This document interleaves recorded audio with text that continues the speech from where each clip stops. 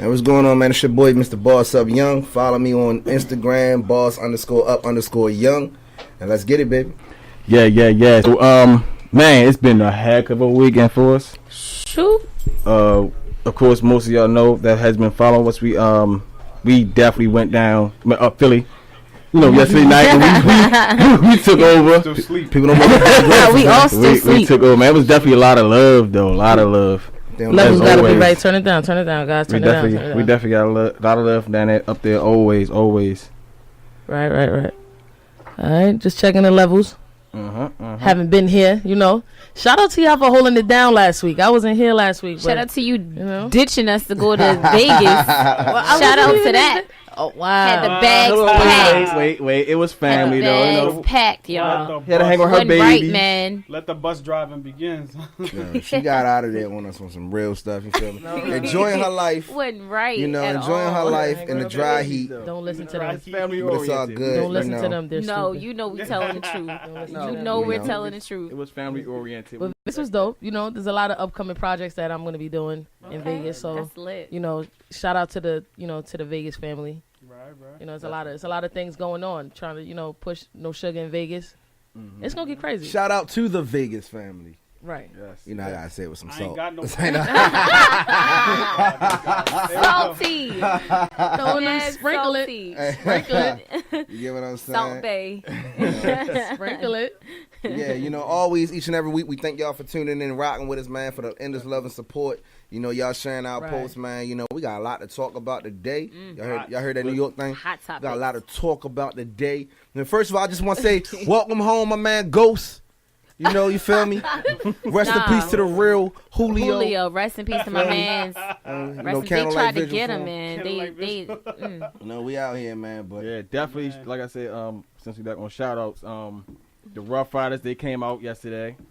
That was mad lit. love. Shout out to the General, That was lit. Shout out to, Spit It Out ENT for giving us that opportunity on both parts. You know, us, being there for them. Because, like I said, man, it was lit. Like, I can't hear you through my headphones, Crash. he can't hear.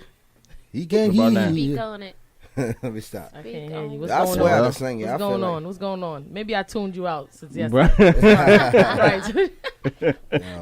Right. Yo, but a lot's been happening, yo. Like, I feel like I haven't been here for a minute. A lot's been happening. Like, so much. a lot of great topics, a lot of...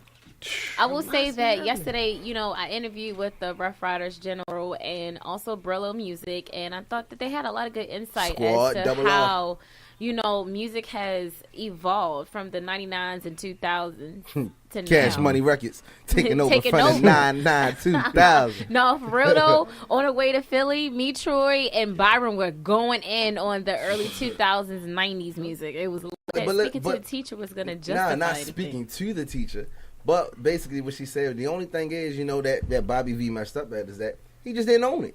Yeah, You get what I'm saying? He didn't own true. it. You know, like, Be honest. if that's you, if that's your thing, just own it. Just you say get what I'm saying? Because it makes you look more Exactly. suspect when you're in denial about it. You didn't really release an official statement saying that, this is not what happened. That wasn't me. All you doing is keep posting these videos. The haters. Sorry, guys, there's some technical issues. Some people probably didn't hear. The internet kind of went out real quick, but yeah. We good now. We back. We back. But We live. We live, baby. He was saying, they were saying, Bobby was like, I got a nonprofit that graduated, 15, college students, XYZ, I donate to Thanksgiving charities and stuff like that. Let's talk about that. But what the media made a relevant point, at the end of the day, you're a celebrity. Like, you are people who we celebrate your personal lives, like, so we're going to talk about it. It's going to happen. Yeah. You get what I'm saying? Do they really, the question is at that point, though, do we, I guess, really celebrate? Is that the word that you want to use? I don't think it is. Anytime you give praise to something, you're celebrating. Well, I mean...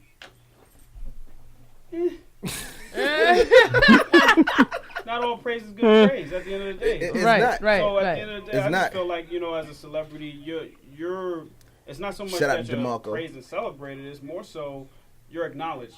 You know what I'm saying? Mm-hmm. No matter what you do, you're going to be acknowledged, whether it be good or bad. So, that's the lifestyle that you chose when you chose to endeavor in that lane. Right. You know what I'm saying? And that's what people don't come to terms with. Like, you know what I'm saying? and now he's finding out that you over 30-something years old, and you trying to switch lanes late in life. You know it's late for him, but he hasn't had a CD in like maybe 5 years or something like that. So things happen. Is there ironic? Is there ever such thing as too late to switch sides? It's never such thing as too late. I think it's about. That's not true. What do you mean switch sides? What do you mean? Like cross back. Now listen to this, Troy. Let me tell you something. I'm about to let y'all in on something really, really special to me. Listen, my mother is homosexual. And she's had 3 kids before she decided that she was going to become homosexual. Not even decided, I'm not going to say that. She made it very clear that she was going to be true to herself. I'm not sure if this is something she's always struggled with growing up, if she wanted to avoid it or whatever have you, but she did have a lot of issues growing up. So, she had all 3 of us, me, my older sister, and my younger brother. And then, she gradually transitioned into being her own woman, being the woman that she's always wanted to be. And so now she's embracing it, she's living it, and she's happier. So, it's just, you've always had that neck, you've always had that in the back of your mind, but sometimes you just have to make that decision on whether or not this is the way you really want to actually live, or you're going to be fighting it for the rest of your life. You got to be yourself. Well, some people don't even know they don't know who they are. Right. Yeah, and it takes that moment for you to understand who you are in order for you to get to that point. When do you get to that moment? Yeah, on top. So my question is, do you judge that individual when they finally find who they are at a late age, like 40, 50? Do you now judge them? I think you should celebrate that. You know what I'm saying? Rather than take it and make it seem like like he's doing something wrong to the media. Like the media making it seem like he's doing it to them, like he's screwing them, or he's he's not with you. He's doing whatever he's doing in his life. You know what I'm saying? If that's what he wants to do. But isn't that like the price you pay as an artist? Right. And when you're an artist, of course, with the fame comes everyone being in your business. So that's something you sign on to. So you can't say everybody leave me alone. At this point, you don't want to be left alone. You can't be left alone. That's just people, period. Cause to me, whether you're an artist or not, if you go from I guess not being gay through most of your life, then all of a sudden transition to whether it be the same situation Bobby Valentino is, people are going to judge you. People are going to say something because like, oh, whoa, what the heck? Where this come from? It's new to them. That's the way of the world. Exactly. Like because like even in the alternative lifestyle world, most of these ones that are coming out now, the issue was the people in their circle, the people they dealt with day-to-day basis, they didn't feel comfortable opening up to them in that manner, so they kept it hidden. And that was probably the same situation with Bobby Valentino. His situation, he's probably been doing this for years, for all we know. It's just now that he slipped up. Man, but he's still not claiming that he. So this is kind of like allegedly because they're not not claiming that it's, he's actually doing it. So he also ain't say he ain't doing it. Right. So he didn't say anything. Like is it from the truth? Is it safe to say nothing? I think at this point he should do kind of like what Meek did, make a track. Like his wins and losses. No, not that. I'm saying like, cause like, Meek Mill. He needs to stop covering it up. Him not saying anything is denying it. That's what I'm saying. You ran from it, and the person was taking pictures of you. You ran from it. That's what I'm saying, and that's what Meek does. Yes. Okay, when Meek messed up on social media, right? He put this stuff in his album. That's why they call it wins and losses. He's showing people it's okay to take wins, it's okay to take losses. Yeah, just be you. Like not like that. But at the end of the day, like, come on, let's put it out there, own up to it. Nah, but I don't think it's a loss. It's not really being homosexual ain't a loss. It's not necessarily a loss, but the fact that he was exposed in the manner that he was, that's the loss. That's the L that he took. To be exposed in that way. That's an L. So, it's actually bad. It looks bad on you because you're trying to prohibit who you are, and now that's kind of an insult on people who actually partake in that type of world. Right. It's like you really don't you insulting understand me. Exactly. So that's the L that he took. Now you look bad. You look bad. Say that with aggression. I think you look bad. To go back to Blaine's question, I think that he should just say something. Like you said, does he have to? Yeah, because it's technically like as long as you're in denial, people are gonna find something to pick with you about it. You know what I'm saying? But if you put it out there like, so what, I'm gay. Like Frank Ocean, he put out there, so what, I'm gay. You can't say nothing about Frank Ocean anymore. We all know he's gay. You have to find something new to talk about. You get what I'm saying? He's not gay. He's bisexual. Well, whatever. Well, you can't. I don't know. Let me just shut the fuck up. Because I mean, as like being bisexual, like for a man, it's kind of looked at as once you go in there, once you go that way, like a lot of men. Does it make a difference if you're a top? But then, but you have to understand what the terminology of bisexual is. That means that you are versatile when it comes to that. You could be with a man, and you can also be with a woman. And that's nasty. Well, my question is, but that's this, not. It's not. It's what people want. Oh, shut up, Blake. And my question is this though: in his situation, being the fact this happened with a transgender, does that still make him allegedly? Allegedly, does that make him bisexual? Boo, he still has a penis. Speaking to the mic, because I don't know if the fans heard you. Because I didn't hear you, so I don't know. Oh, the fans heard me. Boo, he still has a fans penis. Heard me. Because I hear what the fans hear. Oh my god. Oh my god. So like really though. So let me ask you. Go ahead. What? I'm just asking questions. So Crash, if I was Bobby in that situation, would I consider myself bisexual? No, not if you were bi. I said Bobby. No. See that. You have a wife. Yeah. And you went out. Mm-hmm. Why am I reaching? Go ahead. You had a wife. Hey babe, wanna go play ball? Just not the kind of ball she thought you was gonna be playing. You came home with that. Would you own up to it if you got caught? Or would you still deny it? If y'all you ever seen the movie cover? Have y'all ever seen the movie cover? I'm trying to what that you ever seen the movie cover? I know you seen the movie cover. No, what the hell I'm seeing the movie cover? Yeah. First of all, I'm gonna put like this. No. I'm gonna put like this. If I was that type of person, my wife would know before we got married. No, she wouldn't. No, sometimes they do. Not anybody. To me, that's a big surprise. Unless she ball ties, yeah. She definitely no, that's a big surprise. Her gaydar be going off. She be telling me. I said if I was that type of person, my wife would know before we had got married. Right. Excuse me. Watch out! I don't want my finger pointing at your belly button, Byron. Hey, Nicole. If y'all on my live, y'all see that's Crash wife. Nicole, sweetheart, just look at the camera. Would you know if your husband was in the tunnel or on top of the track, if that makes any sense? Oh, you know what I'm saying? I don't know. That's a person who's straight. They terminology in the tunnel on top of the track. That's some old school. That's some old school grandfather shit in the tunnel on top of the track. Let me elaborate the way. What? Because you can Did you park the train in the dock, right? So the train is going to Mondawmin, but it's at Cold Spring Station. Like when it's going to Mondawmin, it's right when it's going to hit the tunnel. So you're top or bottom. Would you know if your husband was the top or bottom, Nicole? So if I'm interested in somebody, I'm gonna be like, well, listen, I'm not in the tunnel. I'm on top of the tracks. What the fuck is it? What does that mean? You have to explain that. Like, it doesn't work for you, guys. I don't know. I don't know shit. I'm not. You might pour a drink. But at the end of the day, to sum it all up, these men. This is their life. At the end of the day, mm-hmm. I think it becomes a problem to the average. To the world in the LGBT community when you're denying who you are. Exactly. And what he should capitalize off of this, because if you expose who you are, you might get a lot of endorsements and supportive, because the LGBT community is a huge community.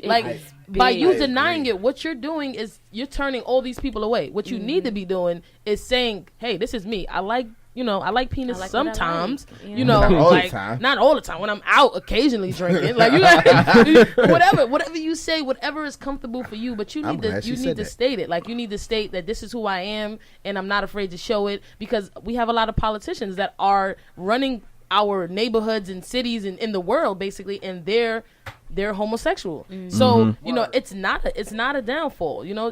Just let us know. This is what you. And to piggyback on that real quick. I really think that he should, capitalize on that and make some money off of it so he can go back and pay that damn transgender. Ran out on the tag. Back page exclusive. You feel me? Like, oh my god, they gonna start making back page like Uber. Like, you gotta pay in advance. You gotta pay in advance. No, that's actually smart though. No, they gonna start making back page like Uber. That's smart. You gotta pay in advance.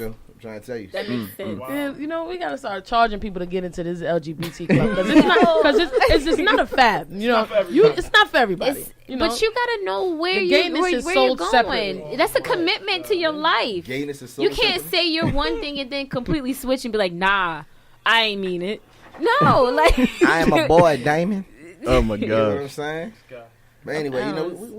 But then speaking of that, like speaking of men, 3 new people came forward on saying that Usher gave him herpes, and one of them was a man. Hey, how about that? Is that the new Atlanta thing? Somebody from Atlanta, please dial in. Troy, please dial in, comment, email us something. Let us know is that what y'all doing. Drop your comments below. How do y'all feel about that? Do y'all think Usher might have gone in that direction? Do you think that he might? I'm what you gonna do? I'm about to pin this comment real quick.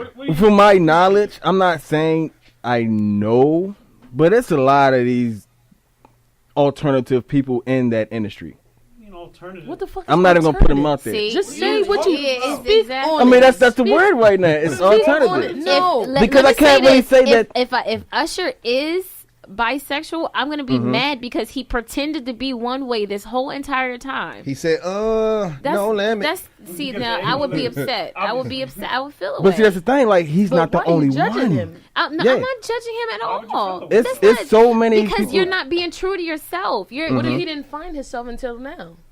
You know, these are all assumptions. This is stuff that happened in the past. People were coming forward about what he's done to them in the past as far as herpes. Kara. That's not recent. 5 years ago, that's not recent. So my thing is this though, being in fact, it's not really that recent. My question is this: being that this is their sexual life, and they chose to me, I feel like they chose to keep that personal. Allegedly, yeah, because we don't know. Allegedly, we don't know. Mariah says money talks.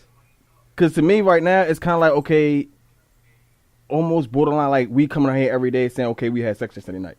Like, that's their personal sex life. So why should they have to advertise that to the world? Like, oh, yeah, I'm gay. So you feel like because you got money, you don't got to strap up? I'm not saying that. I'm just saying why should they have to advertise, their sexual lifestyle, allegedly. Because, just stop lying to us through music, man. Yeah. You feel me? Like, don't be having these songs. But then, like you said, though, Troy, for you to be sexual towards the opposite sex, that sells. So what if they were that way?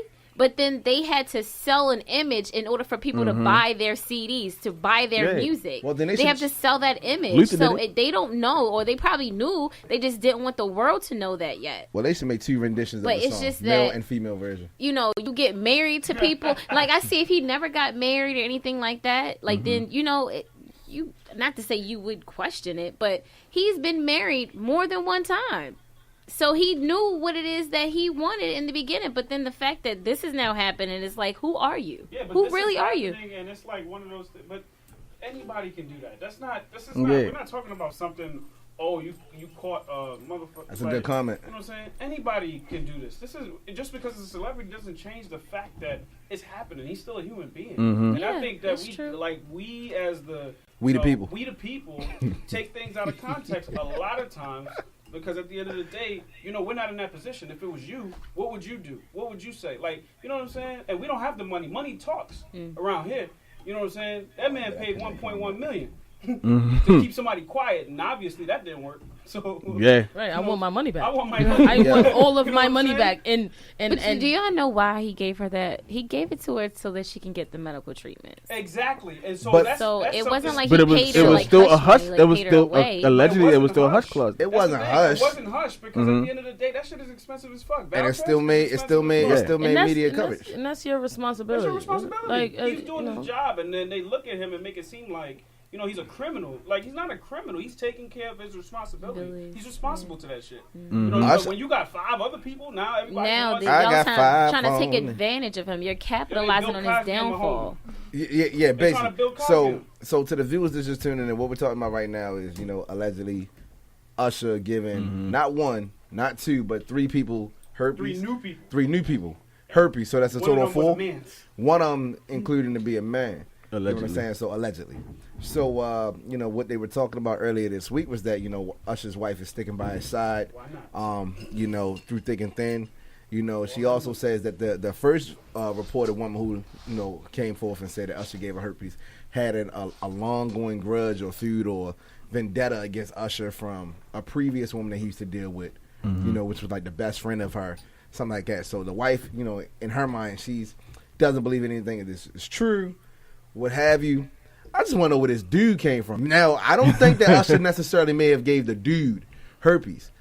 Usher could have hit one of the females who could have been stepping out on her relationship and got herpes. But then why would he come directly to Usher then? Because money. It doesn't. Because he's in the light. But how does he know that Usher was the one who gave that woman the herpes? But either way, even if he doesn't know that Usher was that person that gave him herpes, if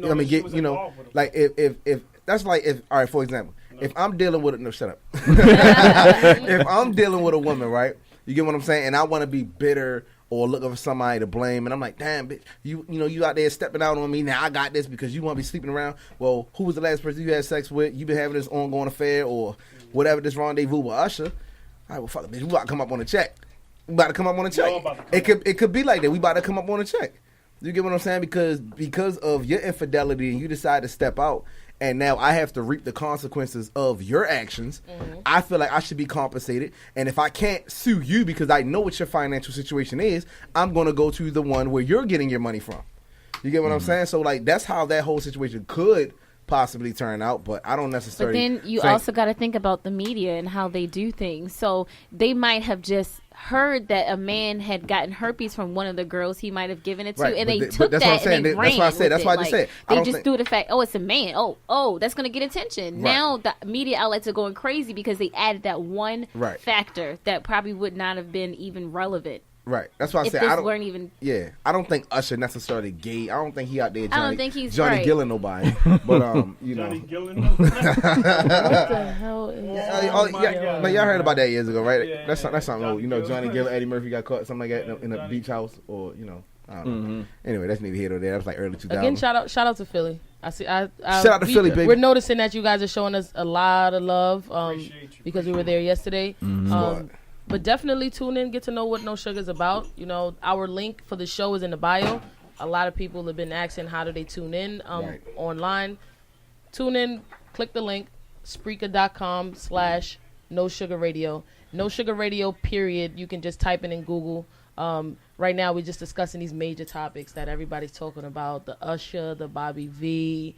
This is getting crazy, but I think it's blown out of proportion. Honestly, I think it's their business. If we need to focus a lot more on what we're doing, because we're paying so much attention on, what other people are doing, and you're not paying attention to yourself, right? What you're doing, and the thing that's kind of that one person tend to bring up. I mean, granted, it's these individual, these celebrities who are getting caught up in the media, but the fact that it's happening predominantly in our black community, that these are, again, just another way of, of tearing a black man down. And I think people hold them responsible because there's a lot of young people that look up to these artists. So it's like, nobody's not in your business. It's just more like my son or my daughter is actually listening to your music. They're looking up to you as an artist. You have a responsibility. You might not want it, but this is what you take on as an artist. You're a mentor to these kids, and if you're telling them that it's not okay to show who you are by not, you're giving them the wrong message. It's the wrong message. So it's like you can't be mad at the public for wanting answers. But you can be mad at the media for actually let them tell their own story. But if they're not even telling it, then what the hell? Unfortunately, that's not how media runs. That's not how they work. No. They take what they find and they run with it. They throw it out there. You know what they say? Tell your story. Somebody else gonna tell it for you. And that's one thing about No Sugar Radio. My thing with No Sugar, I want us to be able to change how media looks. Altogether. That's what we're here for. You think we look? You think like media? I don't want to say we, but you think like media looks bad. Media is phony everywhere. Media is not real. We don't sugarcoat here. I think that we share exactly what it is. And I feel like the media, they tend to they pile on too much information that's not even relevant to what it is, but they know it's going to get people's attention. It doesn't have anything to do with the story, but it's going to get people's attention. Like, for instance, 4 Tennessee strippers, they might be charged with first degree murder because they were in a store and they got a flat tire and a man helped them with the flat tire and they basically, I guess they killed them. I guess, in some form. Yeah. But it's like, why would you add the fact that they were strippers? Why does that matter? If they killed this man, they killed them.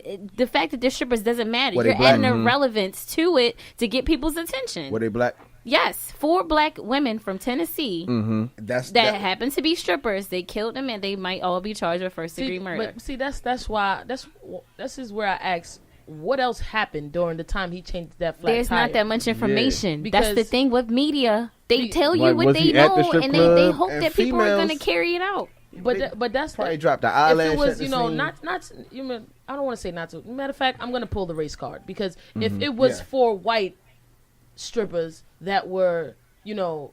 Got into say 14s. Yeah, 14. They're gonna say 14s, or they might say, they got harassed by a man trying to. They would flip the story. What's the full back end? Because why would 4 strippers kill someone that was helping them exactly with a flat tire? They try to embellish. Right. So what is the true story? What happened? Because 4 strippers, obviously they have money. Mm-hmm. They're asking you for help. And you know what? We've been to Memphis, and it's not that environment. It's not that environment out there, really. I mean, well, it could be where we were in Memphis. Because every city got their hood. We was everywhere. I don't know where you was at. But it's not even that. I was everywhere. He was never there. It's not even that. I think most mainstream media streams, what they do is they give you just enough for you to think whatever. And it keeps arousing those topics, which bring ratings. Then later down the line, they start doing a little bit of research, giving you a little bit more of time. Why do the numbers have to be involved? Exactly. We're talking about people's lives here. They might be in jail for years. Like this is Forget the numbers. Why the color of the title got to be involved? Involved. Because now I'm nervous. I don't want to go to the strip club now. I don't know what they're capable of doing. So, according to Vibe, the 4 strippers are from Memphis and Nashville. They turned themselves into the police for robbery and murder of a man who stopped to help them with their flat tire. So they robbed the man. So it was definitely intentional. What is going on? Why? They weren't good strippers. Ain't you? What? Because the tip money ain't enough. Rent due. They turned themselves in. There's too many twerking videos. They gotta get it together, man. They be on. People don't get paid to twerk. Since they get money, we gonna run that bully bands back up. That's stacking up. Strippers, come on, get your money up. Do strippers really get paid to? Do strippers really get paid to twerk? Roll them. I mean, not strippers. Yeah. No, I didn't say. I think that it was an intent. It was definitely an intent. We gonna go into a music break right now. We're gonna do that. Let's take a music break. We're gonna play that. We're gonna play that Billy Band stacking up since we on that subject with strippers getting money. And then we're gonna this guy, man. Listen, if you're not from a state, please. Don't try to use our lingo. Performing straight from Club Truth. Goes we home, baby, we on. Listen, we going to that Billy Band. You don't see Ty talking about fuck it up, dummy. You don't see say none of that shit. Seriously, none of that shit. Hey, yo, dummy.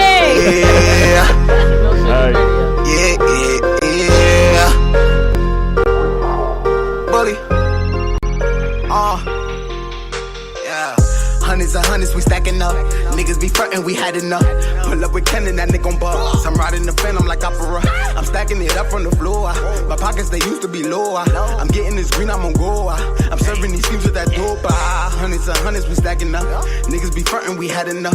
Pull up with Kenan, that nigga gon' buzz. I'm riding the phantom like opera. I'm stacking it up from the floor. My pockets, they used to be lower. I'm getting this green, I'm on go. I'm serving these schemes with that dope.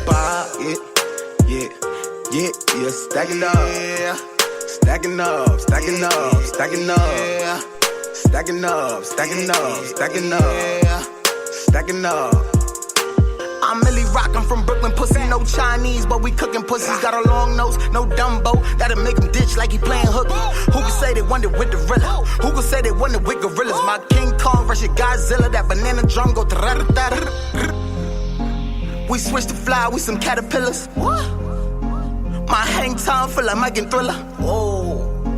My money long like some bundle here. My team strong, we can take it there. This the theme song for the swipe man. Like, Hundreds and hundreds, we stacking up. Niggas be frontin', we had enough. Pull up with Kenan, that nigga on buzz. I'm riding the phantom like opera. I'm stacking it up on the floor. My pockets, they used to be low. I'm getting this green, I'm on go. I'm serving these fumes with that dope. Hundreds and hundreds, we stacking up. Niggas be frontin', we had enough. Pull up with Kenan, that nigga on buzz. I'm riding the phantom like opera. I'm stacking it up on the floor. My pockets, they used to be low. I'm getting this green, I'm on go. I'm serving these fumes with that dope. Yeah, stacking up. Stacking up, stacking up, stacking up. Stacking up, stacking up, stacking up. Stacking up. Yeah. Now I got 100 bands, I got a lot of hoes. And I got 100 fans, they coming to my shows. Got me feeling like the man in some running shows. Cause they done put me in the game and I cannot lose. No, I cannot lose. They done put me in the race. I will not lose. No, I will not lose. Yeah. I'm stacking up, man, your time is up like you down 50 in the fourth quarter. Niggas said that they wanted beef, but they thought it through and wanna change their order. You lukewarm, not boil water in the coupe, gone like the race is over. Gas stank, but they like the odor. Made $1 million, no Minnesota. Send me tuck if you front us over. Leaning on them like we mixing soda. Feeding for her, but she probably Zoya. Ain't no scheming on them if that nigga owe ya. Gon' get it, gon' set it. Since a fetus, I was gon' flex it. If I need it, then I'm gon' get it. If he steaming, then we gon' wet him. Yeah, if he's steaming, then we gon' wet him. If he's steaming, then we gon' wet him. If he's steaming, then we gon' wet him. If he's steaming, then we gon' wet him. If he's steaming, then we gon' wet him. If he's steaming, then we gon' wet him. I know. Hundreds and hundreds, we stacking up. Niggas be frontin', we had enough. Pull up with Kenan, that nigga on buzz. I'm riding the phantom like opera. I'm stacking it up on the floor. My pockets, they used to be low. I'm getting this green, I'm on go. I'm serving these fumes with that dope. Hundreds and hundreds, we stacking up. Niggas be frontin', we had enough. Pull up with Kenan, that nigga on buzz. I'm riding the phantom like opera. I'm stacking it up on the floor. My pockets, they used to be low. I'm getting this green, I'm on go. I'm serving these fumes with that dope. Yeah, stacking up. Stacking up, stacking up, stacking up. Yeah.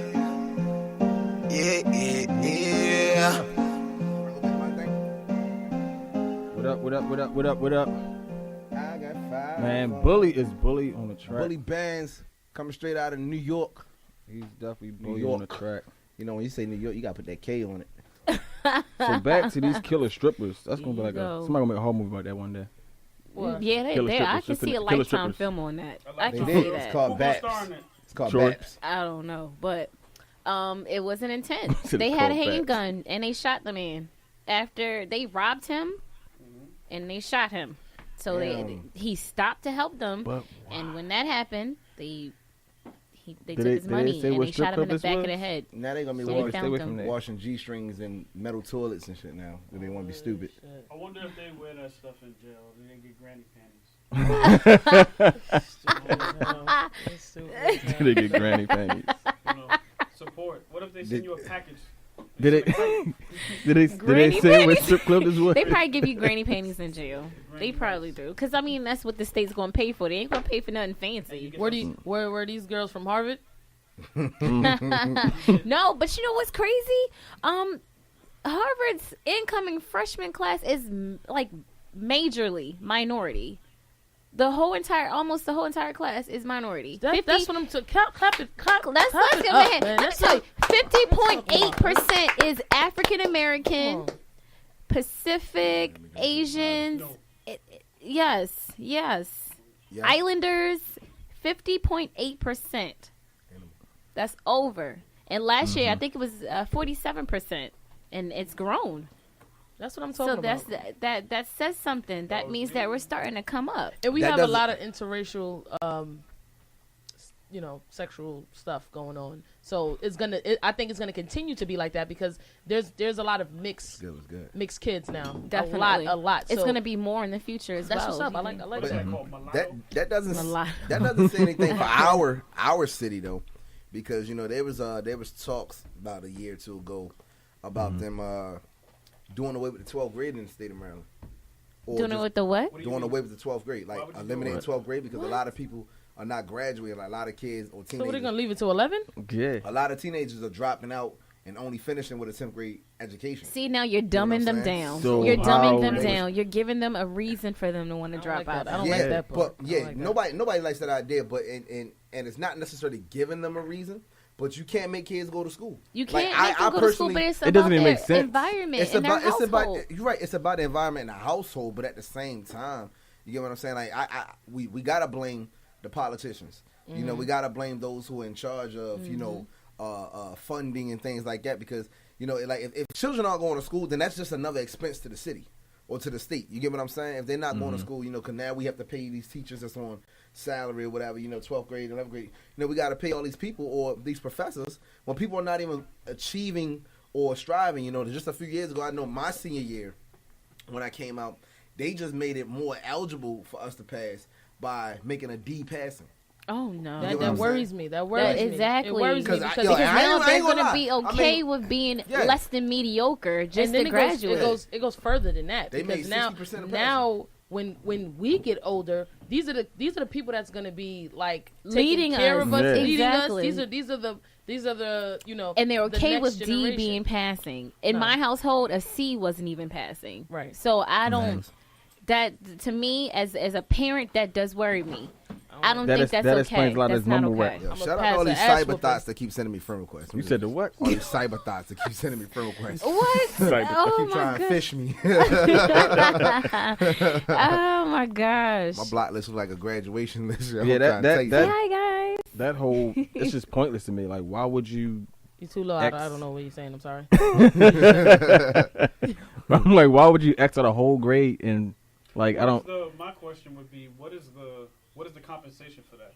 If you're going to take away the 12th grade, how does the students get that information? Mm-hmm. You know, if you're going to just take it away and not be able to cram it, which if the problem is them going to school, it doesn't matter if you take it away, they're still not going to get the information. You know what I'm saying? Because I mean, if they say they're gonna take it away and they say we're gonna make school longer, right? You see, it has to be an alternative or something. There has to be something. Because if you're saying kids are getting boring being in school 4 years, which I really don't understand. Yeah, it wasn't like that at one point. It wasn't. If you're saying, well, since we see that they can't last to 4 years, we're gonna take it. We're gonna take it away for 3 years. They got to go to school a little bit longer. Probably have a 0 period or whatever. However they do it in different states. At that point, you're saying it's okay. At that point, you're saying it's fine. That's okay. They don't have to do at the it. End of the day, you know, school systems have to adapt to the change too. So if they see that there's a actual pattern, kids are staying in school 3 years versus 4 years, then okay, well, let's make the school day longer.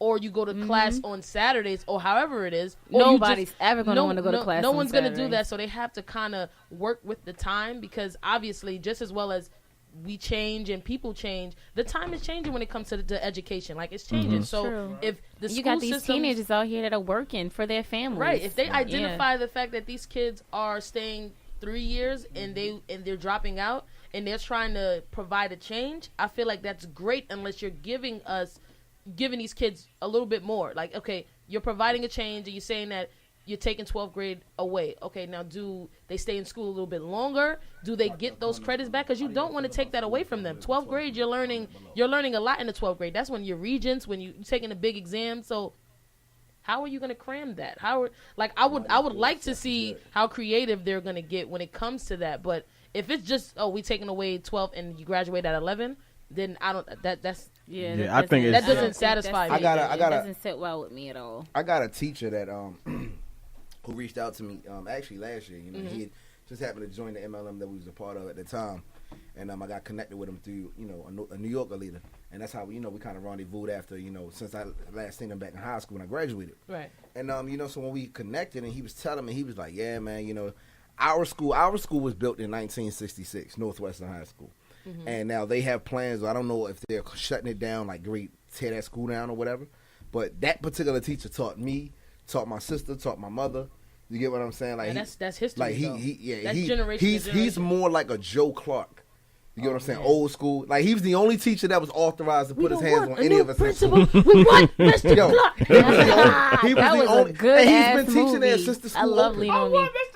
Yo, he's been teaching there since 1966. Jump, boy, jump. The only teacher that's been authorized to put his hands on. When he told me, he was like, "Yeah, the highest 12th grade class at Northwestern High School maybe only had 19 students in it." senior class. Wow. 19 students. Wow. Like I was like, wow. Like, well, do you think that that's happening because a lot of kids are now noticing that becoming an entrepreneur is the way to go versus. But I still forget it. That's a stupid question because at the end of the day, you still need the education. You still need the basics. You have to start somewhere. You do. There's so many smart kids out here selling dope, and they don't understand that they're actually doing business. They're doing they're multiplying. They're doing dividing all of that math in their head that they could use towards something that's profitable and also good for the community. There's so much, and they can actually increase on that by actually taking classes because obviously you gotta love it if you're going to be doing it on a daily basis. You it's not that you just love the money because the money will come to you anyway, but the fact that you're able to actually multiply and add and all that in your mind off the top, just out of nowhere, you have to love it. You have to love math in order for you to really make money. We got 2 comments right here. Let's read both. One Marty says kids won't be mature enough to even take on college, which is true. And Seth says that sounds ridiculous, but the fact that they haven't been really teaching a useful curriculum makes it a hard topic. Unless they submit new information, facts that can fill the void. Exactly. You know what I'm saying? Which is true.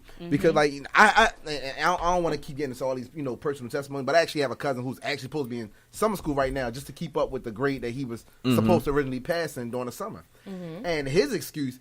And it goes back to the households. His excuse, like just found out he's about to get disenrolled out of summer school. Oh, wow. To keep him up with the proper grade because, we're not parenting them the way that we should or the way that we were.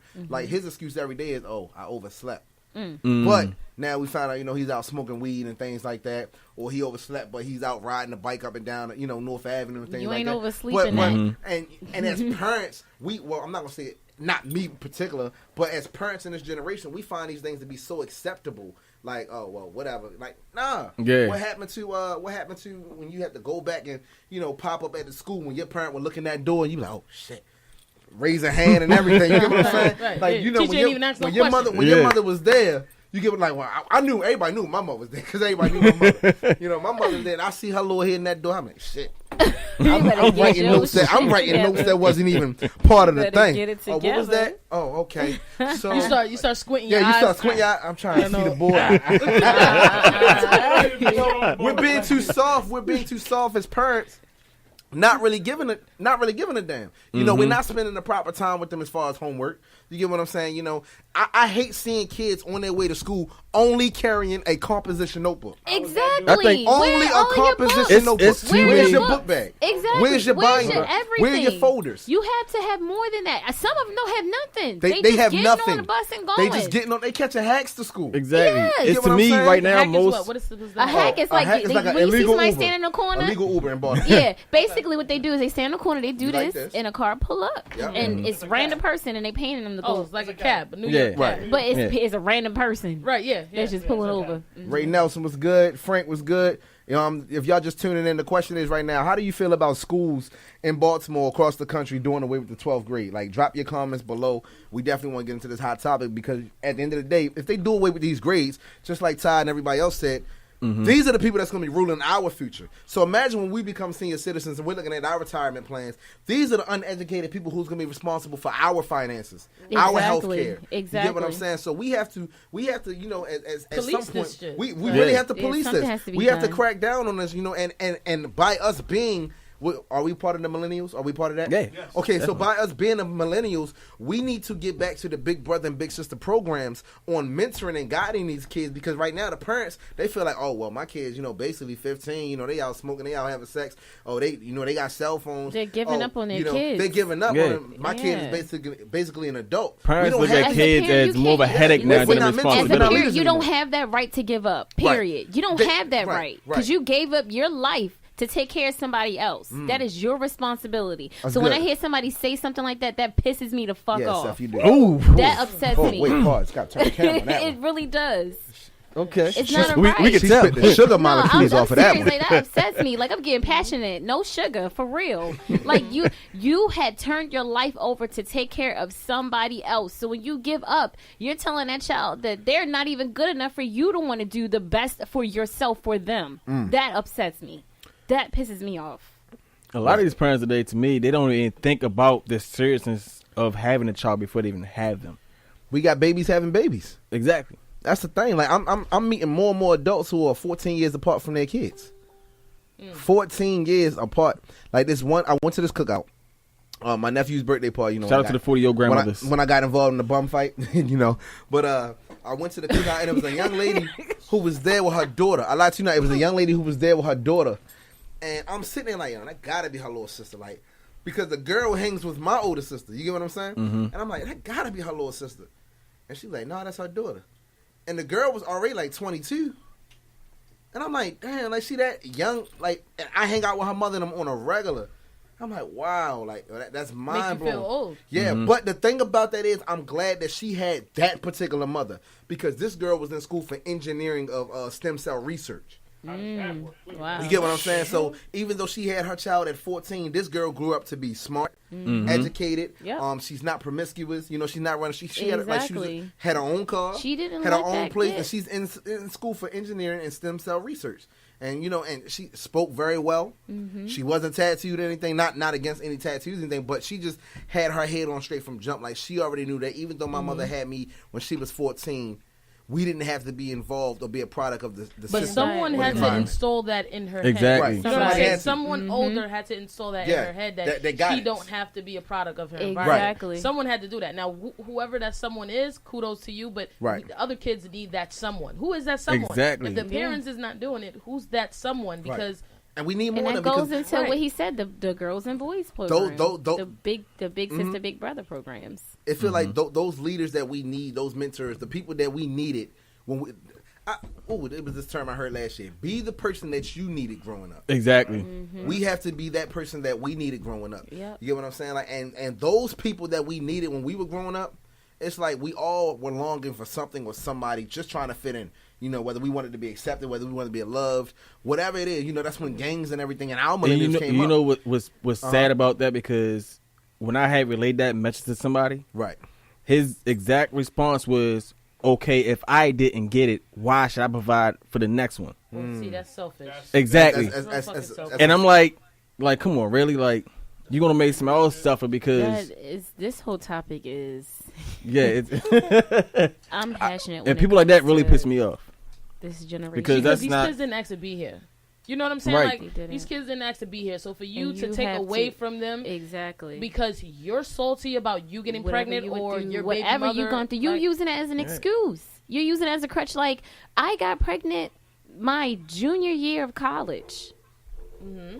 I continued college. My father, he may have been the most, he was strict. Growing up strict. I couldn't have friends over. I wasn't going over nobody's house. My father made sure he wanted to raise me as that educated black woman. He didn't want me to be a statistic. But of course, I wanted to be who I wanted to be. And I ended up getting pregnant. And I didn't let that stop me. Because I'm like, if I give up now, what is that going to tell? What does that say to Maya? What does it say to my daughter? Maya's if I gave up? And that's what most parents mess up at, because now like I said before, their children right now, to them, is a headache rather than responsibility. Exactly. Best believe they she quit was to say, the best get out the house, get out my face, leave me alone. I ain't gonna lie. Pawn them off to other people. Like, no, these children are your responsibility. Then you get mad because now your child's not growing up the way you want them to. Because you didn't. Because want to either the streets are raising them or someone else is raising them. Exactly. And then you complain. But what do you say when they don't know?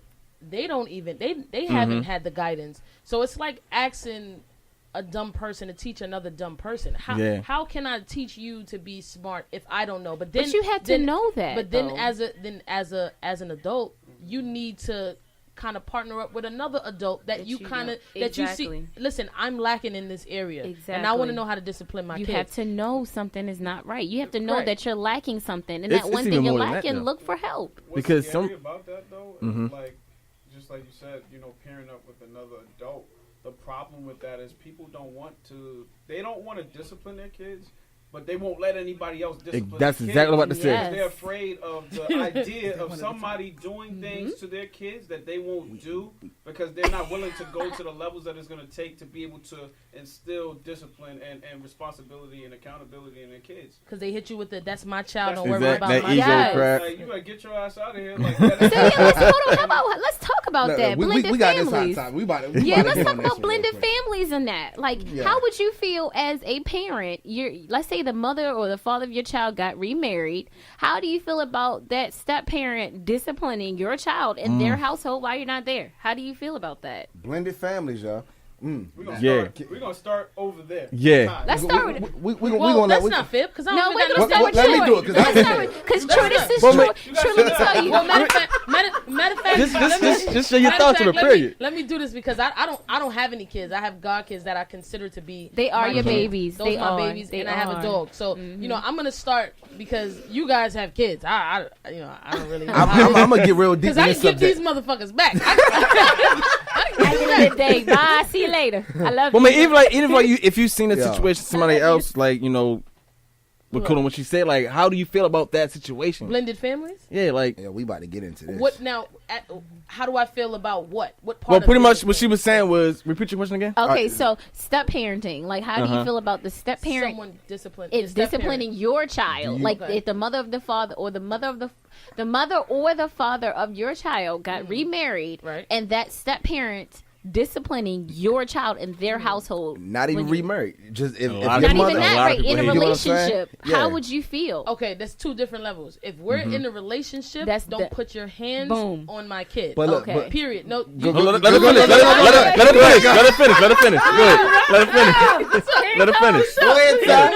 Go ahead. My thing is, if we in a relationship, don't put your hands on my kid. You know. If you're living with me and we have we're on the verge of getting married and we're on a fiance stage and things like that, then I would allow it. But I would like you to address me first before you take action. I agree. Period. Yep. But if we're married and now that's your stepchild, by all means, handle your business. Exactly. That's your kid now. Because that's your child. We're exactly. That's now your child. At this point, we're a unit. And if you're taking away from your unit and you're letting your mate know that, obviously, I'm not giving you certain privileges in our home. You basically telling them that basically the kids that you basically like had a unit with, it's not their kids because you're not allowing them to be a parent. So I mean, I would let my significant other discipline my kid if it's in an outside marriage or relationship, if we're together and if we're together like married. But if we're like girlfriend and that's not okay. You're somebody that I'm with, and I don't really see a future with you. There's nothing. No purpose. There's nothing. It's not going anywhere. I would like you to tell me, listen, your kid disrespected me, or your kid is doing something that's negative, or whatever. Tell me first. Let me give you the options of whether or not you can discipline my kid. But if I don't see no future with you, and you tell me that, okay, I'll handle it when I get home. You do what you do. I'll handle my child when I get home, or I'll call my child's mother, or whatever it is. But just don't put your hand on people's kids if you didn't get that permission, because now in this day and age, that's something that you can actually go down for. You can go down for. Yeah. So if you got my permission, then it's all good. We good. We good. All right, hold up. Troy. Now we need to skip it over there because let me tell you, Troy, I'm going to be honest. Troy brought this up to me. He's the one that's like, you know what, Shar, I think we should throw this in the shot. I'm like, okay, let's do this, because I think that this is actually something a lot of people might be struggling with, and nobody, not even just disciplining them, but, like in the household, giving them medication or washing them up, things like that go beyond discipline. I want to add a fork into this as well, because I know quite a few people right now that's actually going through this current situation. Well, we're talking about you. We want to. No. This one, though. Wait. No, we don't want to. Hold up. No. I'm not. What do you no, I'm not talking about that. If your wife break up today and you're dating someone else, or you're in a relationship with someone else, would you allow that someone else? No sugar, baby. Carter. Hold up, but look, I'm gonna add to that. Because we don't know. No, listen, I'm not talking about that. Wait, let me speak. Wait, I'm gonna put another question into this though. Crash does. No. Crash speaks through other people. Problems. I'm putting another question in this though. Speak on it on you, because it's a two-part situation. Change your name to speaker box. Hold on, wait, because it's a two-part situation. Because like I said before, I know people that's go through this current situation, right? Now, granted, like you said, everything was cool and icy, but now let's say, okay, you have this, baby father, baby mother, whatever, right? And you have issues with them where though they don't have full custody at all, but they feel like they still have a say-so.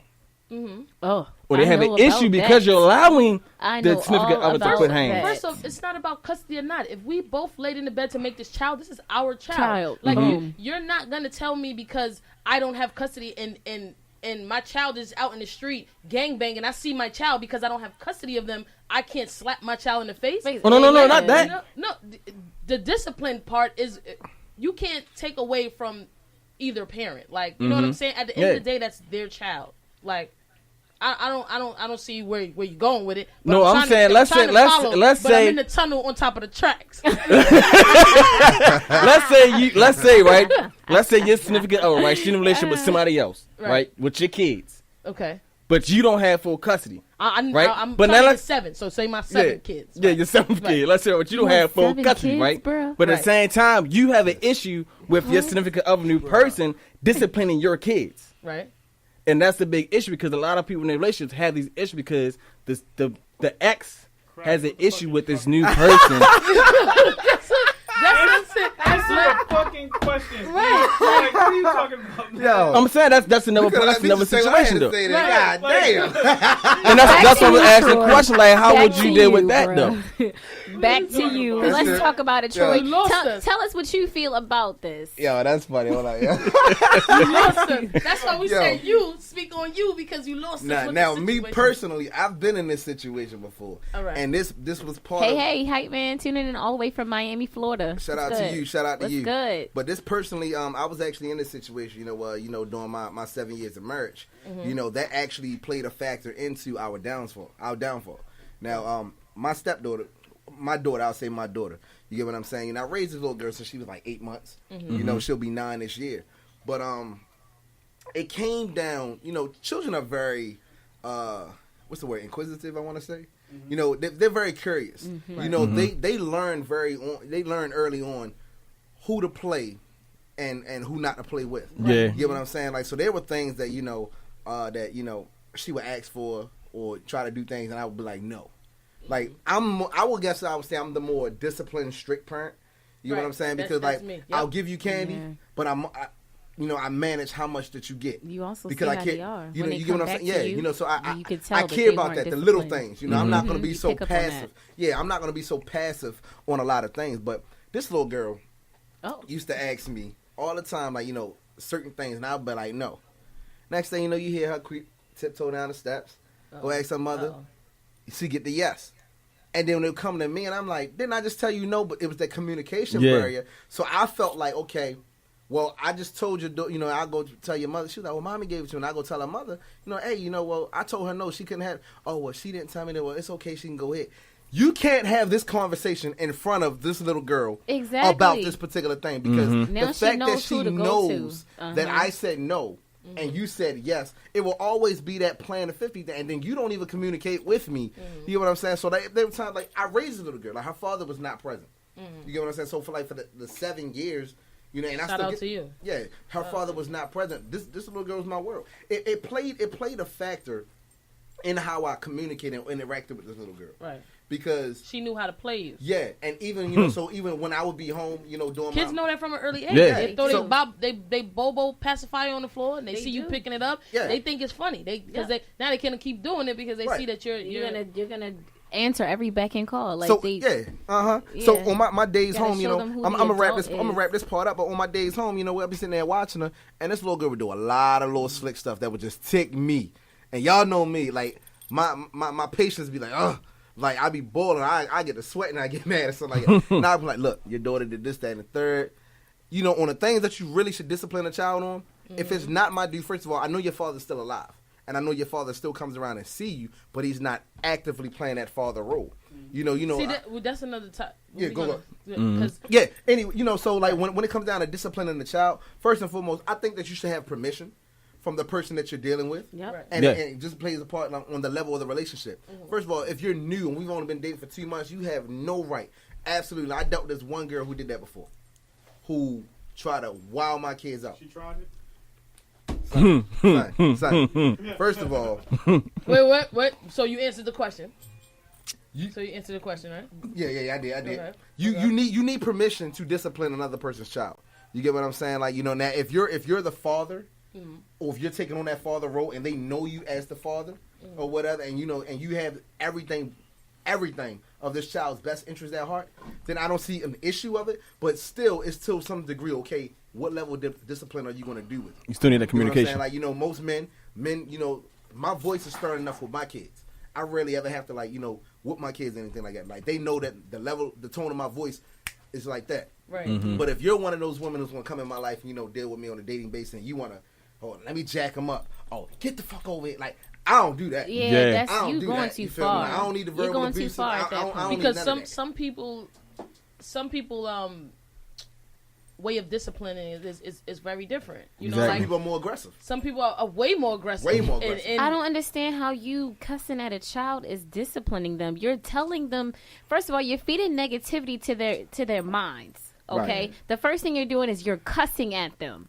You're speaking foul language out of your mouth to your child. So that means they're going to pick up on what you're telling them. They're going to use that in the world that they're in to hurt other people. That's number one. And that's not okay. They're going to bring it in school. They're going to tell the kid, exactly. If you tell your kid, shut the fuck up, excuse my language, the kid is going to go to school and tell their friend, shut the fuck up. Teacher going to say, well, you got it from. Well, my mom says it all the time. Exactly. Like, it's okay. And that, what is... Shar and Byron, what did I tell y'all yesterday when I picked you up? When we was leaving from your block. The lady who backhand. I'm like, y'all ain't see that? No way. Lady backhand slapped the little girl on the sidewalk yesterday on North Avenue. That. Remember when I picked you up? I was like, wow, I ain't see that. I'm like, because the little girl. It was in my neighborhood. Yeah, the little girl accidentally bumped the lady's arm. Right. No. The lady had the phone in her hand. The little girl bumped her arm, and the phone fell down on the ground. Didn't have a case on it. We was at the corner getting ready to make the left off Avenue, and she backhand slapped the little girl, and then she like hit her in her back with a closed fist, well, I tell you, and the little girl was just sitting there, and she now pick it up. I'm like, damn, it's just a phone. But she smacked her in broad daylight. That's abuse. She backhand slapped this little girl in broad daylight in front of everybody. Abuse. And the little girl she just had this look of fear on her face. And I'm like, damn, it's just a cell phone. And she ain't doing it on purpose. Little girl I've be 12. I've seen that before. It's crazy. I think that it's not serving a purpose with you doing that. Right. With you being violent with your child and with you cussing at them. Mm-hmm. It's just I don't think that it doesn't make sense. To me, it doesn't make sense. It's like you're feeding that negative energy to them. All they're gonna feel is that my mom and my dad or my mom doesn't love me. That's all they're gonna feel. So that's all they're gonna remember growing up. So do you think, as far as you see how we say the community should have more activities for the kids, do you think that the community should now partake in parenting classes 101? I think so. Some people don't want to. They don't want to be told how to raise their kids. Yeah, but now things have changed with the law. Back in the day, your parent could hit you with an iron, a whip, a stick, or whatever. Mm-hmm. But now the laws have changed. Yes. Now you got social services who are involved in every single thing. If they see a burn, a bruise, anything, they are coming to the parent. Mm-hmm. So. Do you think that it's always good? Not to say that you're doing bad parenting. You don't have to partake in this because you're doing bad parenting. It's just understanding the law, understanding what is acceptable and what's not acceptable in your household. Even though I just kind of feel like what I do with my child in my household and discipline them, as long as they're not harming anyone out in the public, don't tell me how to raise my child. Exactly. In my household. And that's me learning from parents that I see around me, like you guys and in my family. I've watched how they parent their kids, and I understand sometimes you need to add a certain level of aggression to your child because kids have their own mind. They do. So you're not going to come out and get a great kid. You're not going to get a great kid who's never going to get into problems, who's never going to... Reality is, they're in school 8 to 9 hours. Uh-huh. If you include after school program, your kid is around other people besides yourself. So you're raising them, but there's other people out there that have that opportunity to, put things in your child's head that you might not agree on. Like I didn't start smoking weed or something like that because of my parents. When I first started smoking weed, and I saw it around other people. I didn't say, well, my parent is doing it, so I'm going to smoke weed. When I decided to stop, it wasn't because of my friends. It was because, jobs, time change. You can't just be smoking all day willy-nilly if you don't have a job. You know what I'm saying? So I really think you have so much say when it comes to your kids, because when they go to school and they go to these after-school programs, you can't help but to have your kids unless you isolate them and homeschool them, which a lot of parents are trying to do to try to get their kids away from being involved in a lot of stuff. But see, now this also goes into your parenting. The things you instill in your child. Yes, you can put them into that environment. It doesn't matter where they go. But as long as they know to make the right decisions, you wouldn't worry about your child because you know what you instilled in them. You know what it is that you have taught them about themselves and about the world enough for them to make those decisions. Right. And you get that. It comes with being honest with your child too. It's like when you go to college. When you first go off to college, and your parents send you off to college. They did what they can possibly do, and they and I know you for the real world. I know my parents. You know, both of my parents when I went off to college, they gave me the prep talk. You know, the pep talk. Like, listen, I did what I needed to do as a parent. Now you're off and you're on dorm. There's going to be a lot of obstacles that you're going to come across. You're going to fall in love. You're going to get your heart broken. You're going to play sports. You're going to hurt yourself. There's a lot of things that you have to do on your own. I can only provide you with, helping you with food and stuff like that. But everything else, as far as you learning how to be a woman and learning how to deal with other people and different nationalities and different religions, because when you get to college, it's fair game. Like, you got different religions, people who, you're exposed to so much more. It exposes you to everything at one time. And if you don't know how to handle that pressure, because you got the pressure of joining fraternities and sororities, you got pressure of being on sporting teams, you got pressure of now dealing with people that you might have slept with your sister, like in when you were home, like you slept with your two sisters and stuff. Now you got two people you don't even know that you're roommating with, that you have to get to know their style of living, their style of, because in dorms, if you're not in a suite and you sharing with two other people or one other person, you got to now learn how they. So it's a lot of things that parenting can they can do so much until a certain age. And when you're off on your own, that's a dope world, man. Yeah, it is. That's a dope world. So you can't say, well, I'm at the age of 19, I'm out here killing people in Baltimore streets because my parents wasn't there. No, you're 19. Right. You're 19, and you need to own up to because your parents wasn't out there killing people. Yeah. Like, it's you. Right. It's you. So with that being said, y'all, we can go on and on with this topic, y'all. We're gonna come back to this topic after we play this. We get into this next track. You get what I'm saying? I'm gonna let Fly Tie, the promoter, introduce this track to y'all. Right. This is by a gentleman called Jay Murphy. You can follow him on Instagram, JAYMURTHY0. It's not a O, it's 0. Because I had that mistake too when he told me. I was like, well, is that, whatever. Yeah, you can follow him on Instagram. This song is called Purple Clouds. Purple Clouds. I'm kind of interested in seeing what it is because I know Purple Tune Clouds. Tune in, Purple Clouds. Purple Clouds. You think of Purple Clouds, you think of, Snoop Dogg and them, on the west side, on the west coast. But yeah, let's get into that, Yeah, No Sugar Radio. No Sugar Radio. Tune in, bro.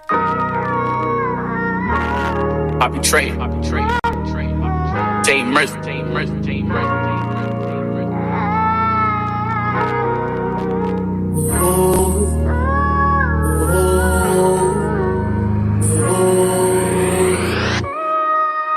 They said the love I got for you is dangerous. Yeah, I will climb the mountain just to get to you, and it's true. I'd do anything for you.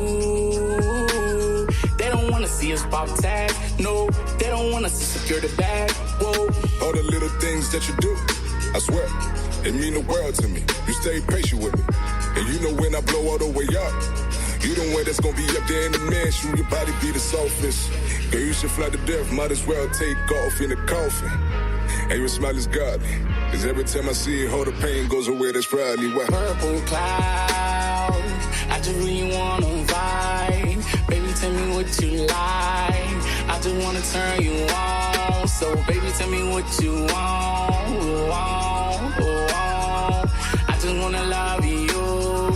Tell me what you wanna do.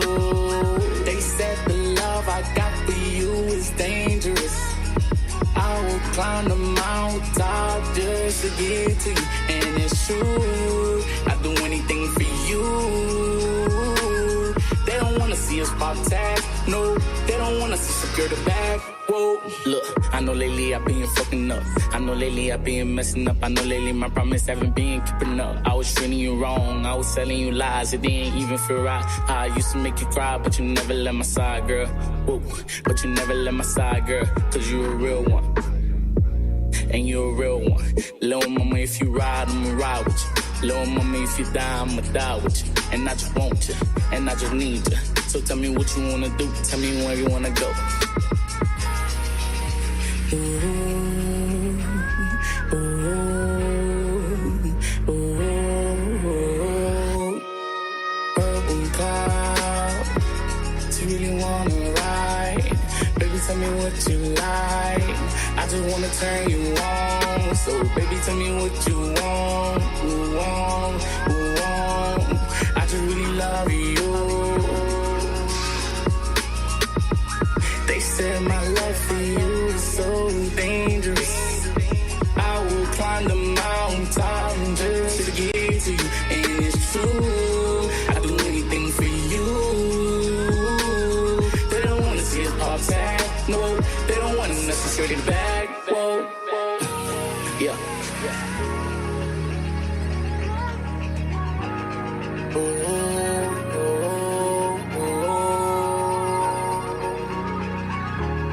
Poppy Trey, Jay Murphy, Real 5, we live.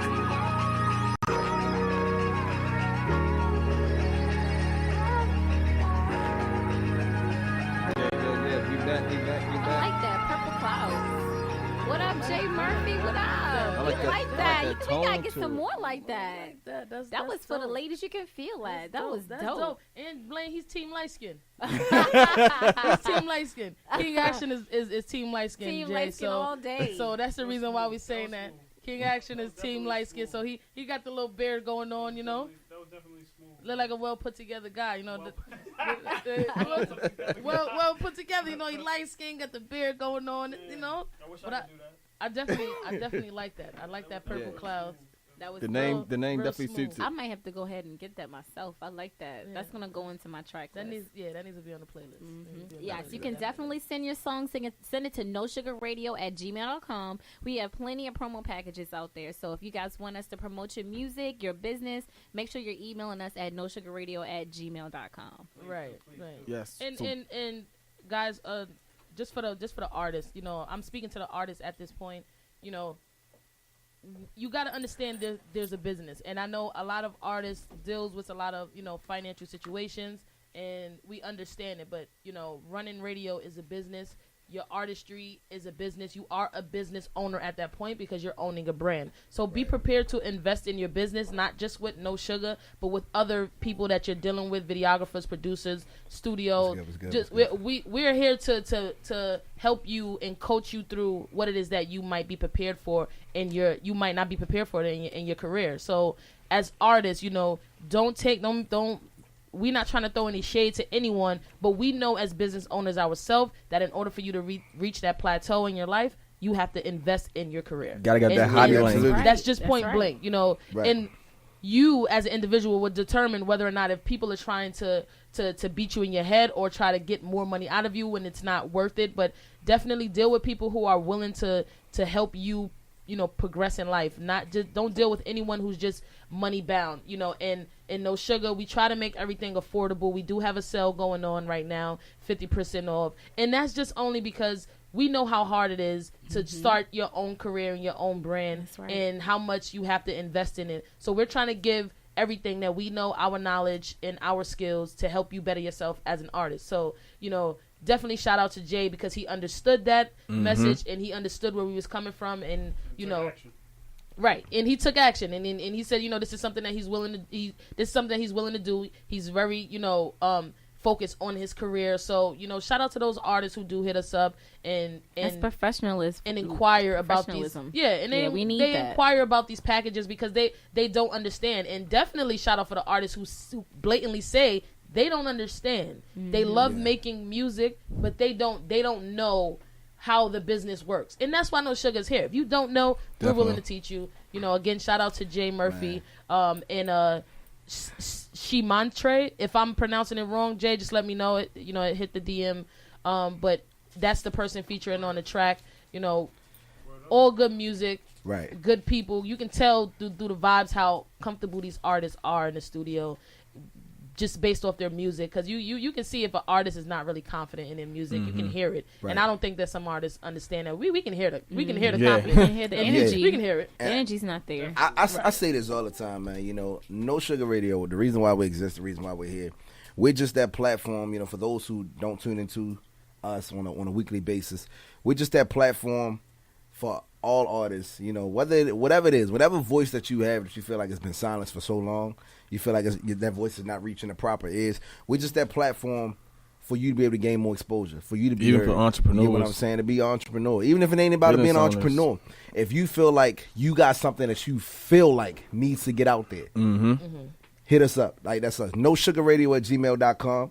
You know, when you hit that email, when you send the email, definitely understand that, you know, somebody is always viewing your email. Somebody's always going to get back to you in a timely manner. You know, and everything that we do. We're closed on Mondays, guys. Yeah, we're closed on Mondays. We're closed on Mondays. We're not going to answer you until Tuesday. Yeah, if you send anything today, it'll get done today. If you send anything tomorrow, it'll be on hold till Tuesday. But you get what I'm saying? We have lives too. Yeah, we have lives outside of No Sugar Radio. And other businesses that we're running. So, exactly. We got to maintain our we are very, very busy. Too, man. Absolutely. Yes, we do. Absolutely. Yes, we do.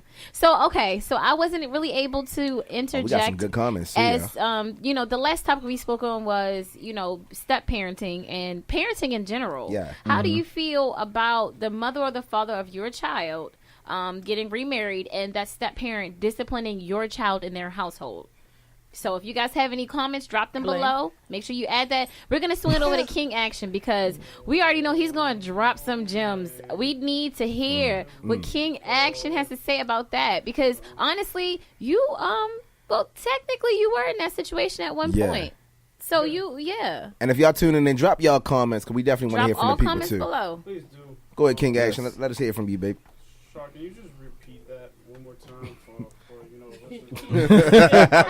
oh boy. So the question is, if the mother or father of your child got remarried, okay, how do you feel about that stepmother or father disciplining your child in their household? Okay. How do you feel about that? What are your comments on that? All right, so yeah, I did go through that. And, like, you know, I almost lost my natural mind. I ain't even gonna lie to you. His natural mind. You know I'm a very. I try to be a very calm person. I'm a very I don't like to cause problems. Right. I try to stay away from just due to my career and due to the things that I do and due to the brand. You know, we have a brand that we try to maintain and uphold. We don't want to bring negativity to our realm. You know what I'm saying? But you know, the situation that I was in, and just recently, you know, because I just got, you know, custody for 2 years of my son. Yes. Yeah, you. He'll be here to start school in September and everything, but like prior to that coming up, you know, there was an instance in a situation where my son, you know, there was like open cases, ACS, all this stuff, nothing to do with me per se, but it was just information that was being brought back to me. My son telling me that, you know, the boyfriend, you know, his mom's boyfriend did something to him.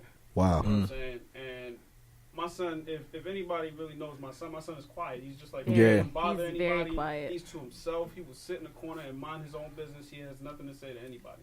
So the fact that he comes to me and he tells me something like that lets me know that something is wrong. Period. You know what I'm saying? Because I don't doubt and I don't question, you know, when he comes to me because he doesn't speak in that way.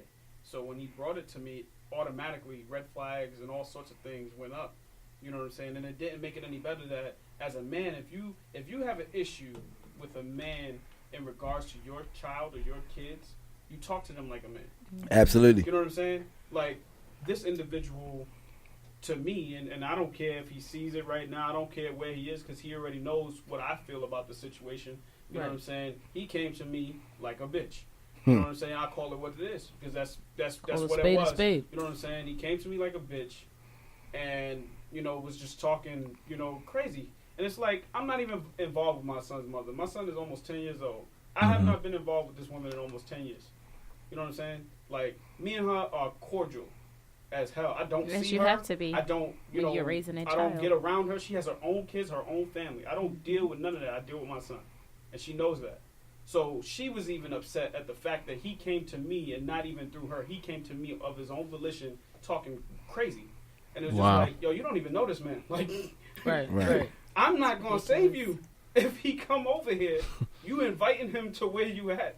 You don't want to do that. Like, you don't want to do that. You don't know me from a hole in the wall. You know what I'm saying? Right. So it was just like it was a mind-boggling experience for me because, I take pride in raising my son. I didn't have a father. Right. My stepfather stepped up, and there's 8 of us in that house. You know what I'm saying? With my mom, and my mom and him been married for over 20 years. You know what I'm saying? So he was there kicking our ass, and we didn't like that shit. As kids coming up in the 80s and the 90s. But, to this day, we appreciate those things because ain't no man going to just come out of nowhere and take care of 8 kids that are not his. That is so true. That ain't going to happen. That is so true. Because he stepped the fuck up. And he's still here. You know what I'm saying? Even with all of that. So I look at him, and that's my mentor. Right. You know what I'm saying? That's who I aspire to be like. And I only got one child. So I make it my business to invest in my child. Absolutely. You know what I'm saying? I invest in him the time that I didn't get from my father, who to this day doesn't put any time into me. You know what I'm saying? But you ain't taking it out on your child. Wants me to put time into him. I can never understand that. But that's neither here nor there. The thing of it is, when it comes to step parenting, even with my ex-wife, like step parenting, if you and I are together, same thing like Ty said, if you and I are together and we're investing in each other and we're building a family, you have every right to do what it is that you need to do. Right. You don't have to ask me because it's still a reflection of you. We're a family unit. You know what I'm saying? If you out in the street and he's acting up and he's doing something he ain't supposed to be doing, do what you got to do. Because I ain't going to be there. I'm going to be at work. Right. Tell me about it. And we could do it together later. Like, you know what I'm saying? Because at the end of the day, that reinforcement needs to be there, especially when it comes to kids. If you don't provide that reinforcement, like when it's a woman and then the man don't follow up, if it's a man and then the woman don't follow up, you're already showing that there's a divide in the household. Exactly. And that divide, kids will use that shit to drive you apart because 9 times out of 10, they don't want you together in the first place. They want their parents together. Exactly. They want their parents together, and they will play that shit out until they get what they want, not understanding why it's like that in the first place. Right. You better. You know what I'm saying? That's hype man, preach. I want to read this comment from Alexandria. She says, shout out to Alexandria. In regards to the question, so we all know what the question is, about disciplining a stepchild. She says, yes, they do, as far as the step parent having the right to discipline. Yes, they do. I'm a stepmom and my daughter's mom isn't present. My daughter's mom isn't present at all. So I now play the part, but I do not replace her mother.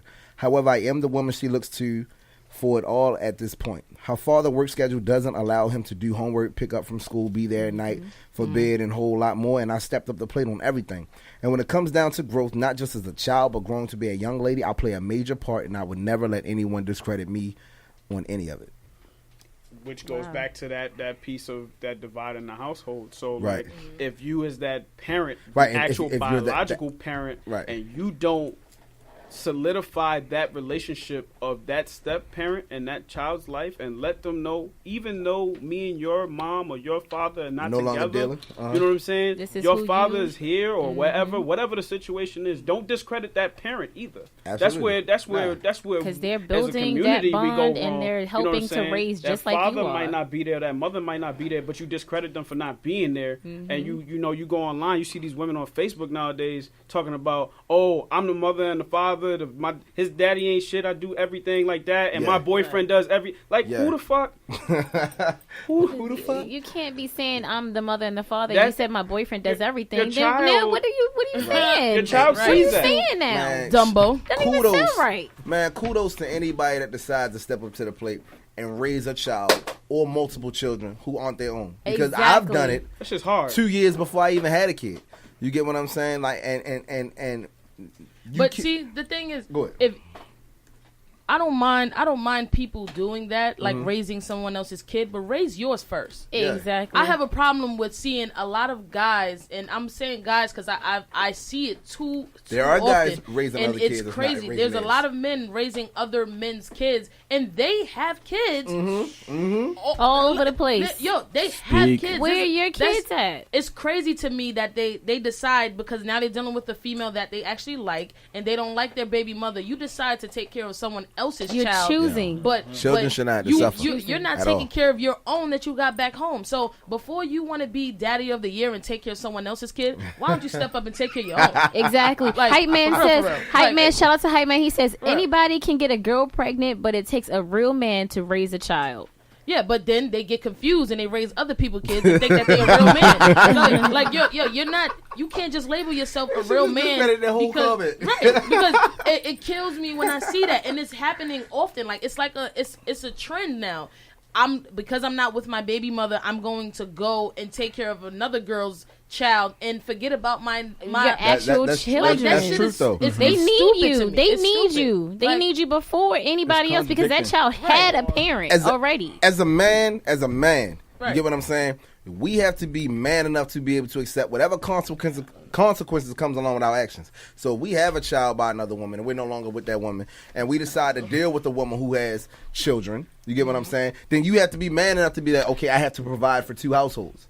Not necessarily for the household, but one, if you're dealing with a woman and she has a child, you have to be able to take care of home, but you also have unfinished business elsewhere. So even if you're not dealing with that woman, then you should try to do the best that you possibly can to make that relationship with that child's parent cordial, so that you can be a proper role model and a leader and a father or mother to that particular child. Right. And I also want to say this, because one of my homegirls who's actually tuning in right now, her name is Latay. Right. What's up, Latay? Hey, Latay. Hey, boo, I love you. What's good? Her comment was, there are mothers that raises other women's kids too, and there have other siblings by that other woman, but doesn't choose to be a part of that one kid's life. So Latay is actually an example of a woman that stepped up.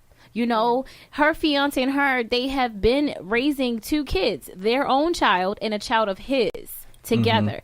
He's always in that household. She's taking them to school, helping with homework, and I commend her because she's stepping up to be not only the mother of her own child, but a mother to somebody else's. And I don't think anybody really understands the length or the strength that it takes for you to be a mother, to be a father. That is serious. A parent. Well, I don't have a vagina, but I know how I feel to be a father. it's serious, and I like every single she inspires me because she does so much for those kids. She does so much for Lanaya and Noah. It's not even funny.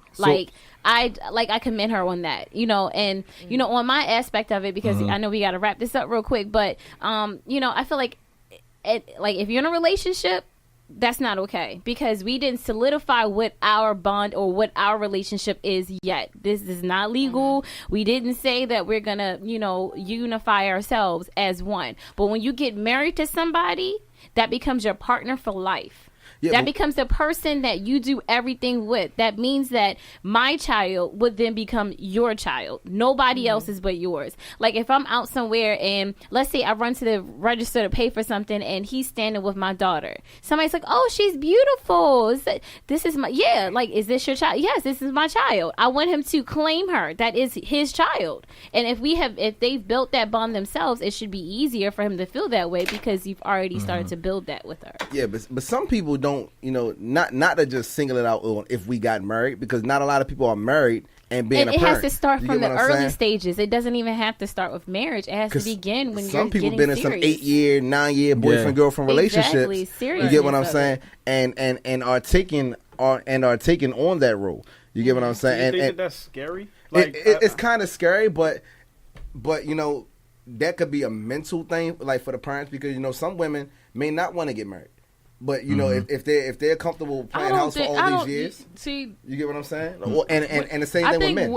Every woman wants to get married. Like not I think every woman wants to get married. It's that time in their life or an episode in their life that changes their view of getting married. Every little girl always want to have a pretty princess dress. They want to get married. It's something that happens in their life. There's an episode or a moment, something that happens that makes that little girl who wanted to be a princess, now she don't even want a king now. Bro, they get married. People losing their dream. They getting married in club attire nowadays. Yeah, honestly speaking, I am that person. I'm at that point in my life where I'm terrified of marriage because I see it happening around me. People married, Whole time they're posting pictures of their engagement, their wedding, their wives every single day, their kids, and yet they're inboxing other people like, "Hey, what you doing tonight?" I'm trying to figure that out. Like, you said in front of God, your family, and your children that you're gonna marry this woman and you're gonna be the man to hold her for the rest of your lives. Right. And you go and you disrespect what it is you created with this woman for years.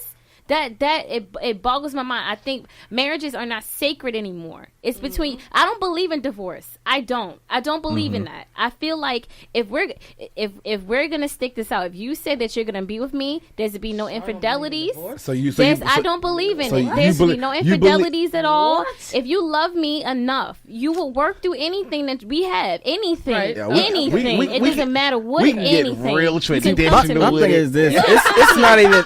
You can come to me. You can come to me and say, "Hey, look, I met this new girl at work, and I'm attracted to her. Mm-hmm. All right, don't fuck her. Period. All right. My thing is, you need more shards out here. I'm just saying. It's catching the neck. Don't do it. It's catching the neck. Because I'm gonna cut you. Huh?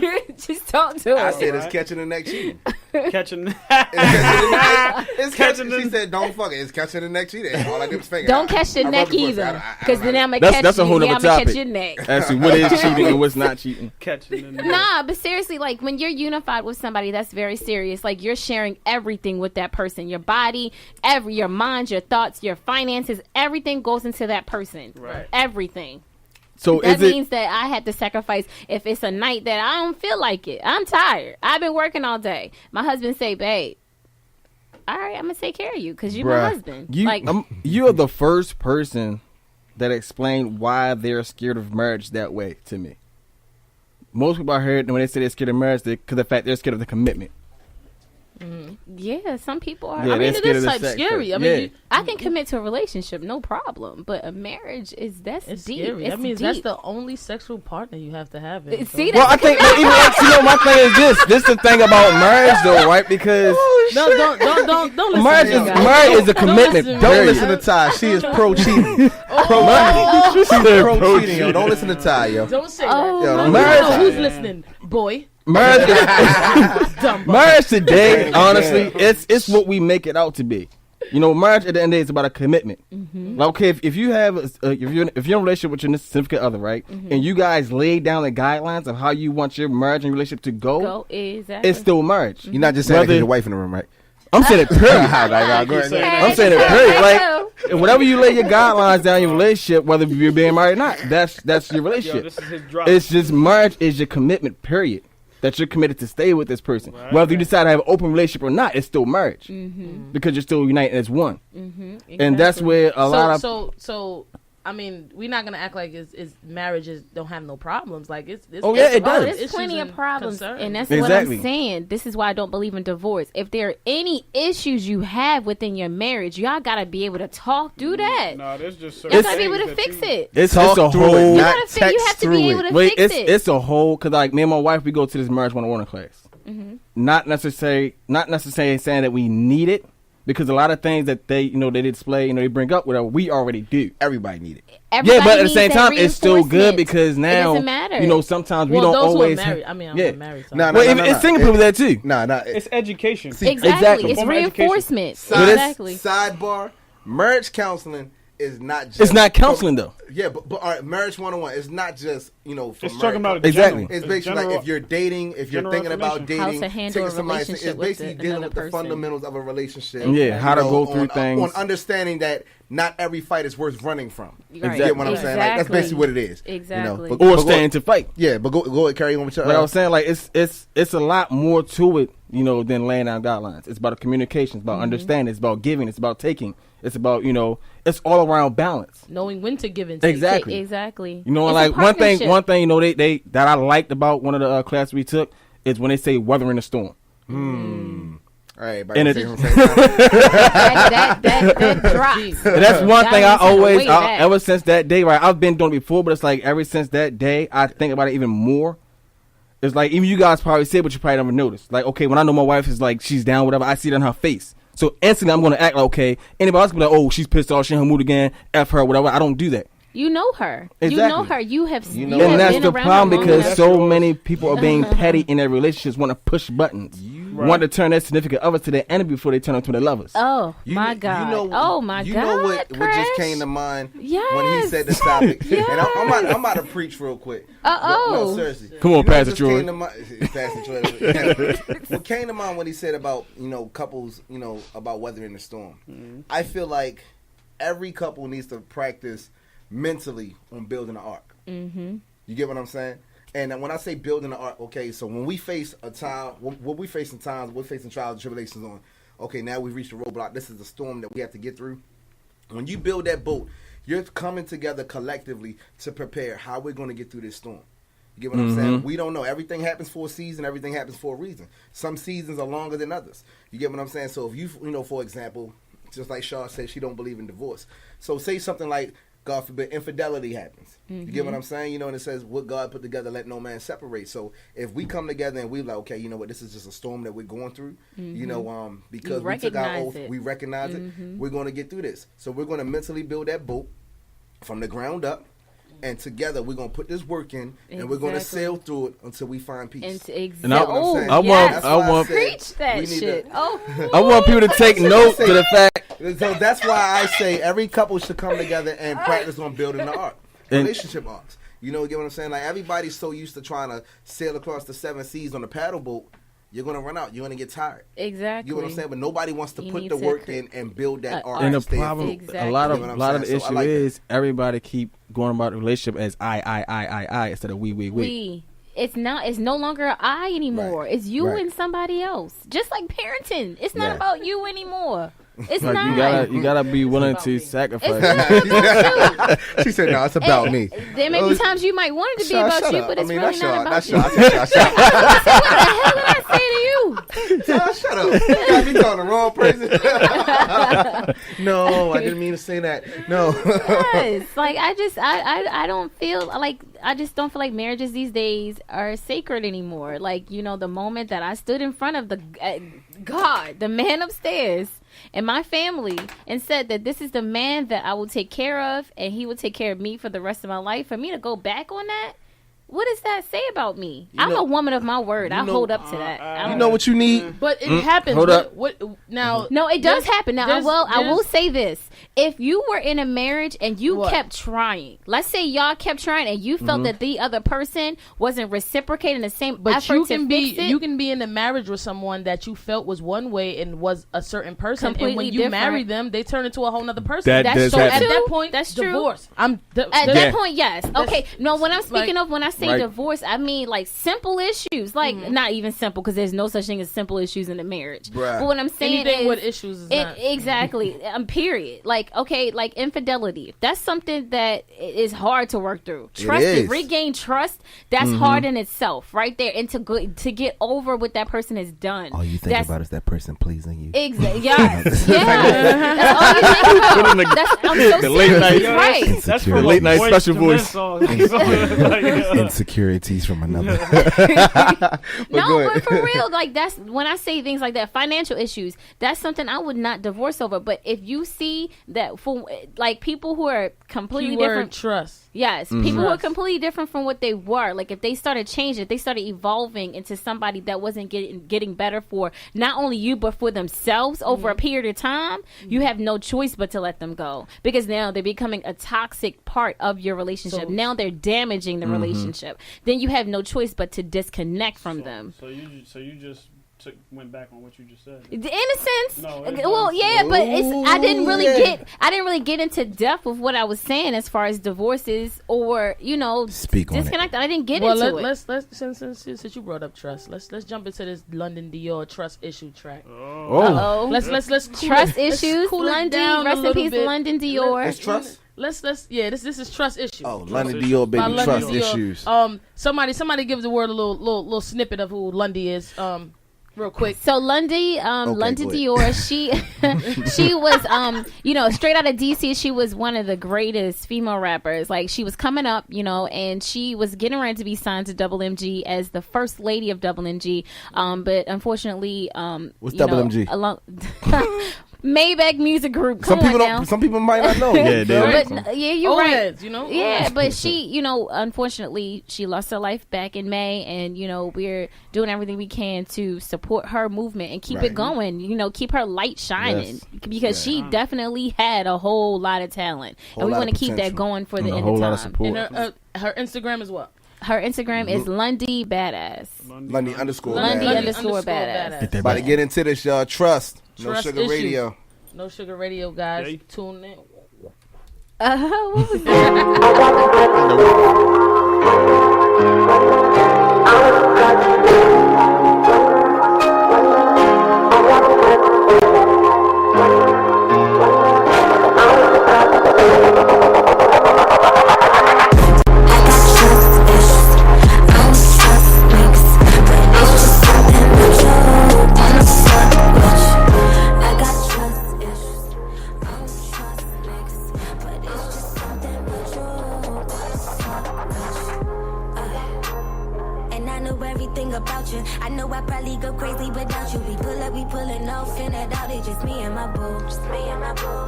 But you could be pretty as Holly. Niggas to do you dirty like a Ali. Be two-faced like Miley. Still having you smiling but playing your phone. Now what am I to do? What am I to do? Last thing I wanna do is fall in love with you, babe. Cause I know how that shit go. I know how niggas roll. I seen it all before. I've been through it all before. And I do not want no more. I do not want no more. Yeah. So take a look in my eyes so you can see that I'm right for you, babe. Got time for no lies. Baby, I just wanna take flight for you. I got trust issues. I don't trust niggas, but it's just something about you.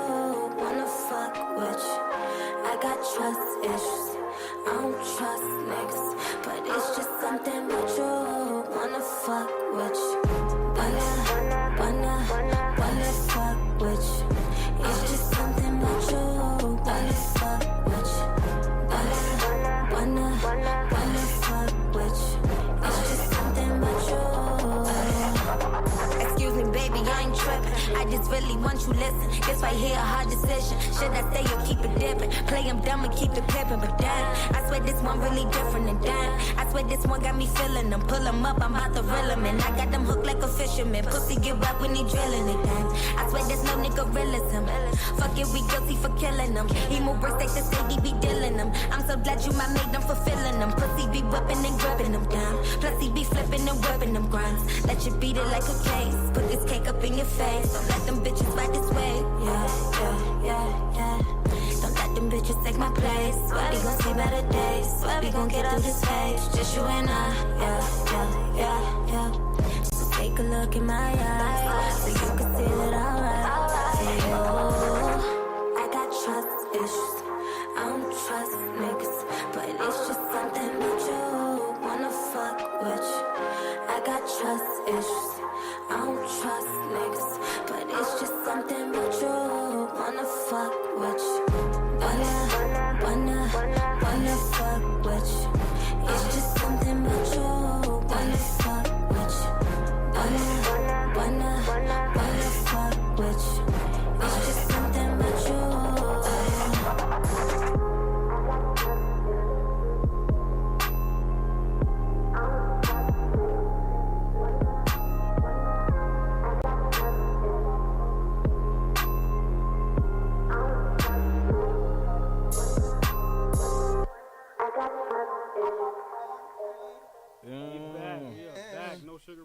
Shout out to everybody with trust issues, man.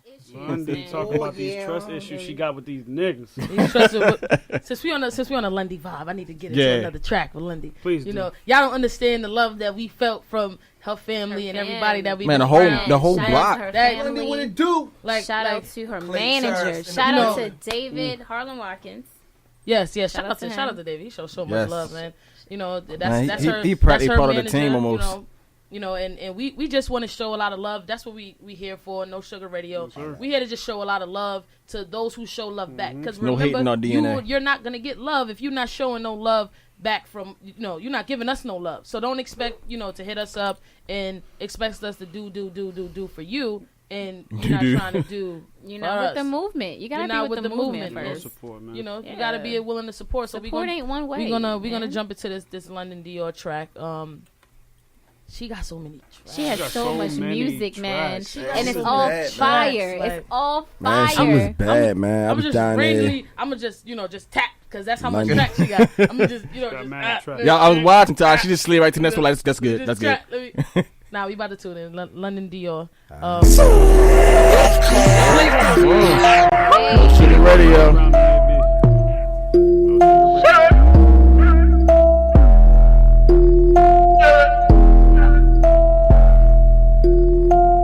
Walk up in this bitch, I know they see us. I'm convinced these bitches wanna be us. Ain't got no time to settle down, I'm tryna re-up. I just bought a penthouse just to kick my feet up. Playground shit, playground shit. This that playground shit, playground shit. This that playground shit, playground shit. I'm a boss ass bitch, boss ass bitch. I play with the shit like a playground. Bitch, you know what it is, we don't play round. Tell my cousin to load up the chopper and split that shit lost to that shit hold the K-round. I'm the reason these bitches is spitting. The fuck is you sipping, you tripping? Can give a fuck about a bitch in the feelings. The streets took a toll on the bitch, the streets turned me into a villain. Now how about that shit, got the stars on the ceiling. And he think my looks and my boss is appealing. Don't make me go harder on bitches, I'm willing. I think I done already did too much winning. I'm feeling like me when he first touched a million. Lord knows I done prayed for forgiveness. Lord knows I regret what I did. I'm trying to prevail, I put that on my kids. Don't fuck with no snitches, don't fuck with no pigs. I think it's about time I arrange a bitch wig. She gon' copy everything that I did. Every part you hear her say, I done say. You niggas are lame and you females are weak. We rockin' expensive, you rockin' that cheap. You feelin' froggy, motherfucker, then leak. To you, he the shit, and to me, he a creep. Up in this bitch, I know they see us. I'm convinced these bitches wanna be us. Ain't got no time to settle down, I'm tryna re-up. I just bought a penthouse just to kick my feet up. Playground shit, playground shit. It's that playground shit, playground shit. It's that playground shit, playground shit. I'm a boss ass bitch, boss ass bitch. I play the game like Monopoly. Better think twice when you step on my property. These bitches watching, they copy me. So much fucking money, look like a robbery. Lundy, let's hit it. Cooking, whipping, chemistry in the kitchen. Cream drop top, man, that's delicious. Cotton candy colors, glisten on my riches with the competition. I don't see these bitches gonna call it, what's the word? Pop up on a nigga like the purse. Secure the bag, that was all I heard. As a younger, had to get it out the mud.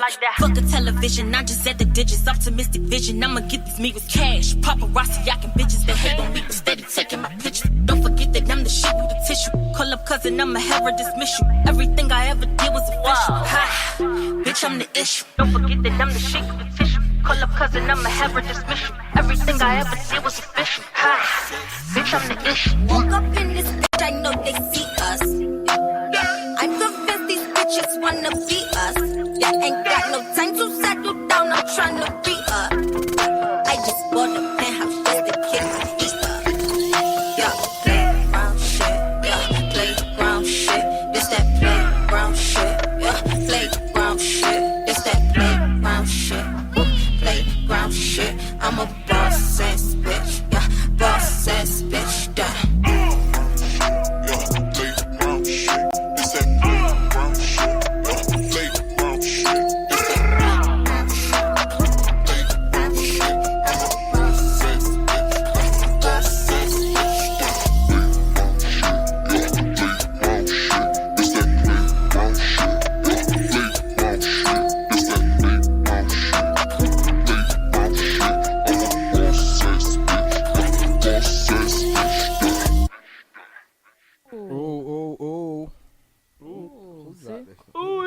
Lundy make everybody be quiet, like holy. No shit. Sugar Radio. Like it's not a game. It's not a game. Yes. Let's switch it up real quick, right? I like these topics when it comes to entrepreneurship and business owning and stuff like that. And this one right now, thanks for everybody tuning in. It's been right with us since we first aired. What is going on? Do everybody hear crash? Cause I can't. Yeah, everybody can hear. Well, it's hear. No, see. But no, the viewers hear me. Guarantee it. Well, excuse us, right? Yeah. Jesus, like we're working on that. But yeah, issues when it comes to business owners and entrepreneurs. how do they continue to run their business when dealing with financial issues? I'm gonna start this one off. I don't get it. How do they have a business? Like, what do you mean? Like, okay, let's say you got a business, right? But how do you keep that business running if you're dealing with financial issues? Your personal financial issues. I mean, your business money and your personal money should never cross. Right. You know, and that's what a lot of entrepreneurs. What if you find yourself in a bind at one point? You know, what you if you lose your inventory to something that happened to you? Like, what if there was a flood in your house and you're selling things and it was damaged? You know, that's insurance. In those cases, that's where you have business insurance. Business insurance is usually going to be more expensive than homeowner insurance or something like that. You get what I'm saying? Okay. So what I kind of think of with a lot of entrepreneurs, they don't know how to divide the two. You have a business, you have to have a business account, and you have to have a personal account. That's true. You know, and a lot of well, I don't want to say a lot, but entrepreneurs go through a situation where they're dipping into their business account to take care of personal issues, and that's where you jeopardize your business at that point, because you know you're taking away from what you actually built. You know, your business is one thing, but your personal issues is another, and that's why you know you should, as a business owner, take a certain percentage when you're making whatever it is that you're selling, however you're making your money, however you gain your return on your investment. You know, you need to be able to identify what money goes into my personal account and what money goes into my business account. If this was a business transaction made, that money needs to be, you know, in my business account, because that helps you with tax purposes too. Because when money is just bouncing all over the place, it's hard for your tax preparer to understand where the money is coming from or where it went. You know, so, you know, my advice to business owners, you know, is just me, identify what it is that you're, like, what's your ending goal, and if having the business, you know, like this month you might want to just save $3,000, you might pass that $3,000 mark, and then you might want to put the rest in your personal account. However you want to do it, just understand that, you know, when you take away from your business to handle personal issues, there might be a business problem at the end of the day, because when at the end of the year, when you start doing your taxes, your tax preparer is she's gonna want to know, all right, you had incoming, you know, $3,000 this month, but it doesn't reflect in your billing statement and things like that. So, you know, my advice is just understand that business is business and your personal issues is your personal issues, and know how to determine the two, and know how to figure out which, you know, what percentage goes where, you know, because at the end of the day, you have to live too. So you have to just stick to that plan. You know, 20% goes in my personal account and the rest goes in my business account. You know, just having that plan. That's my advice. Proper budgeting is always a key factor. You know what I'm saying? That goes back to what Ty was saying. You know, a lot of entrepreneurs, a lot of business owners, you get what I'm saying, don't know how to separate the two as far as payment wise. You know what I'm saying? You know, a lot of times, like I used to have this issue that when I would make money with my business and I would have money with my personal account separated, I'd be like, okay, I take from the business, like, I mean, my personal money, I could just let that sit. And then I'd be like, the business money, I'm going to get that right back. But what happens when you run into a season where you can't get that right back? Right. You get what I'm saying? And I hate to refer to this, but I don't. Shout out to my man Ghost. You know, you see, he had to keep dipping into business money. You get what I'm saying? You know, to handle personal expenses. And then he ran into a situation, remember when he would keep writing letters saying, I'm going to put this back. I'm going to put this back. Yep. And now you feel like you got to constantly loan out or borrow out and rob Peter to pay Paul. Yep. And when you do that, that's when you start creating debt for yourself. So when you're running a business, man, you got to definitely keep your finances separated from your personal finances. You know, you got to make sure that you have the proper insurance in place. You get what I'm saying? And if your business is running successfully, you should be able to run out of profit and not out of pocket. Right. You get what I'm saying? Like, that's what a lot of people tend to, you know, fail to realize. You know, they start getting money that they wasn't used or accustomed to, and they start thinking it's a free for all. And you know, you start splurging, and then when it comes down to tax purposes, you know, shout out to my man Wesley Snipes and them. You know, you start running on tax evasion, and you wonder why things starting to get garnished, accounts starting to be on freeze, you know, and things are getting repossessed because you weren't properly managing your business expenses. Everything has to be documented. Make sure that you're paying your taxes in the process. For those of you who are into independent business and you are an independent contractor, what I mean by that is you're dealing with an outside source, whether or not if you're an Uber driver or if you're a Lyft driver. Let's say those, because those are the familiar ones that people know of. If you're one of those people, they don't take taxes out of the money out of the rides that you're getting. That money is not taxed. So as an independent contractor, you have to understand that if you are out there grinding hard with Uber or Lyft and you're working 24/7, or you're doing your thing, just know that money that you're taking in, you need to look up and see how much percentage you have to pay back to the IRS. Right. Because at the end of the year, Uber or Lyft will send you your 1099, and that's going to indicate how much money that you accumulated the whole year. Right. So what you need to do is you need to be a good business owner. You need to, every 3 months, you need to contact the IRS, and you need to let them know, I made this amount in Uber or Lyft.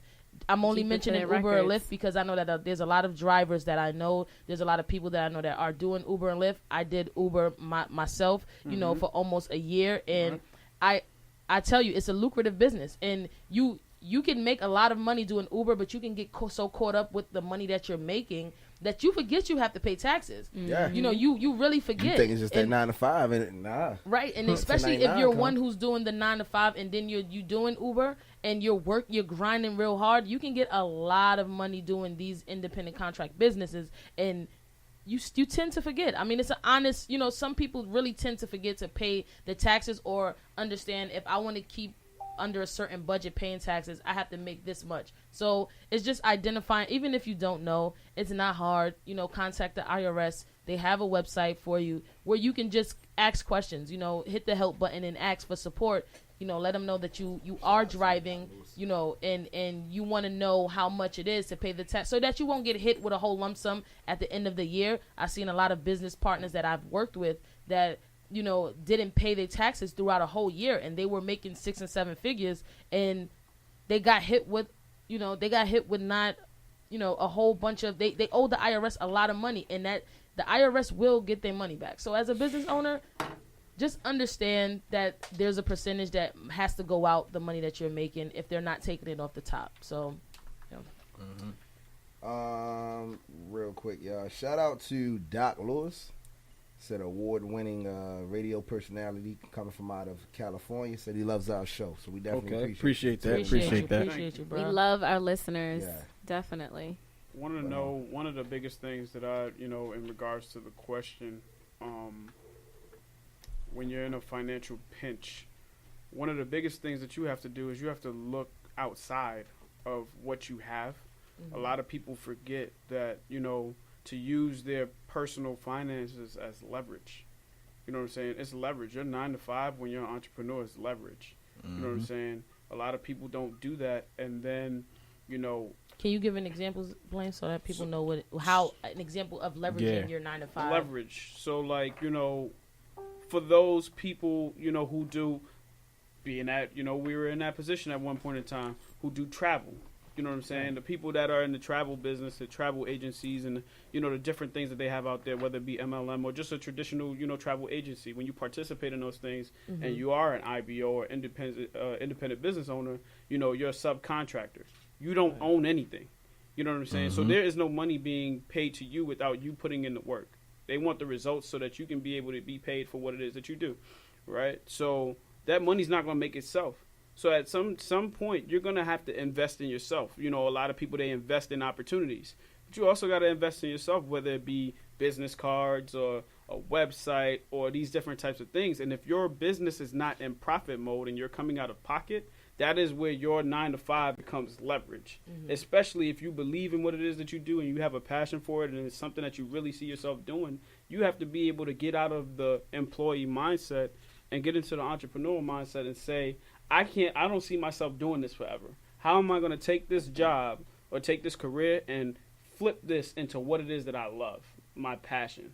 You know what I'm saying? And that's where that leverage comes in. That's where your job and those checks, taking your job and the same thing that you would do with your business money, and you take the 80-20 approach.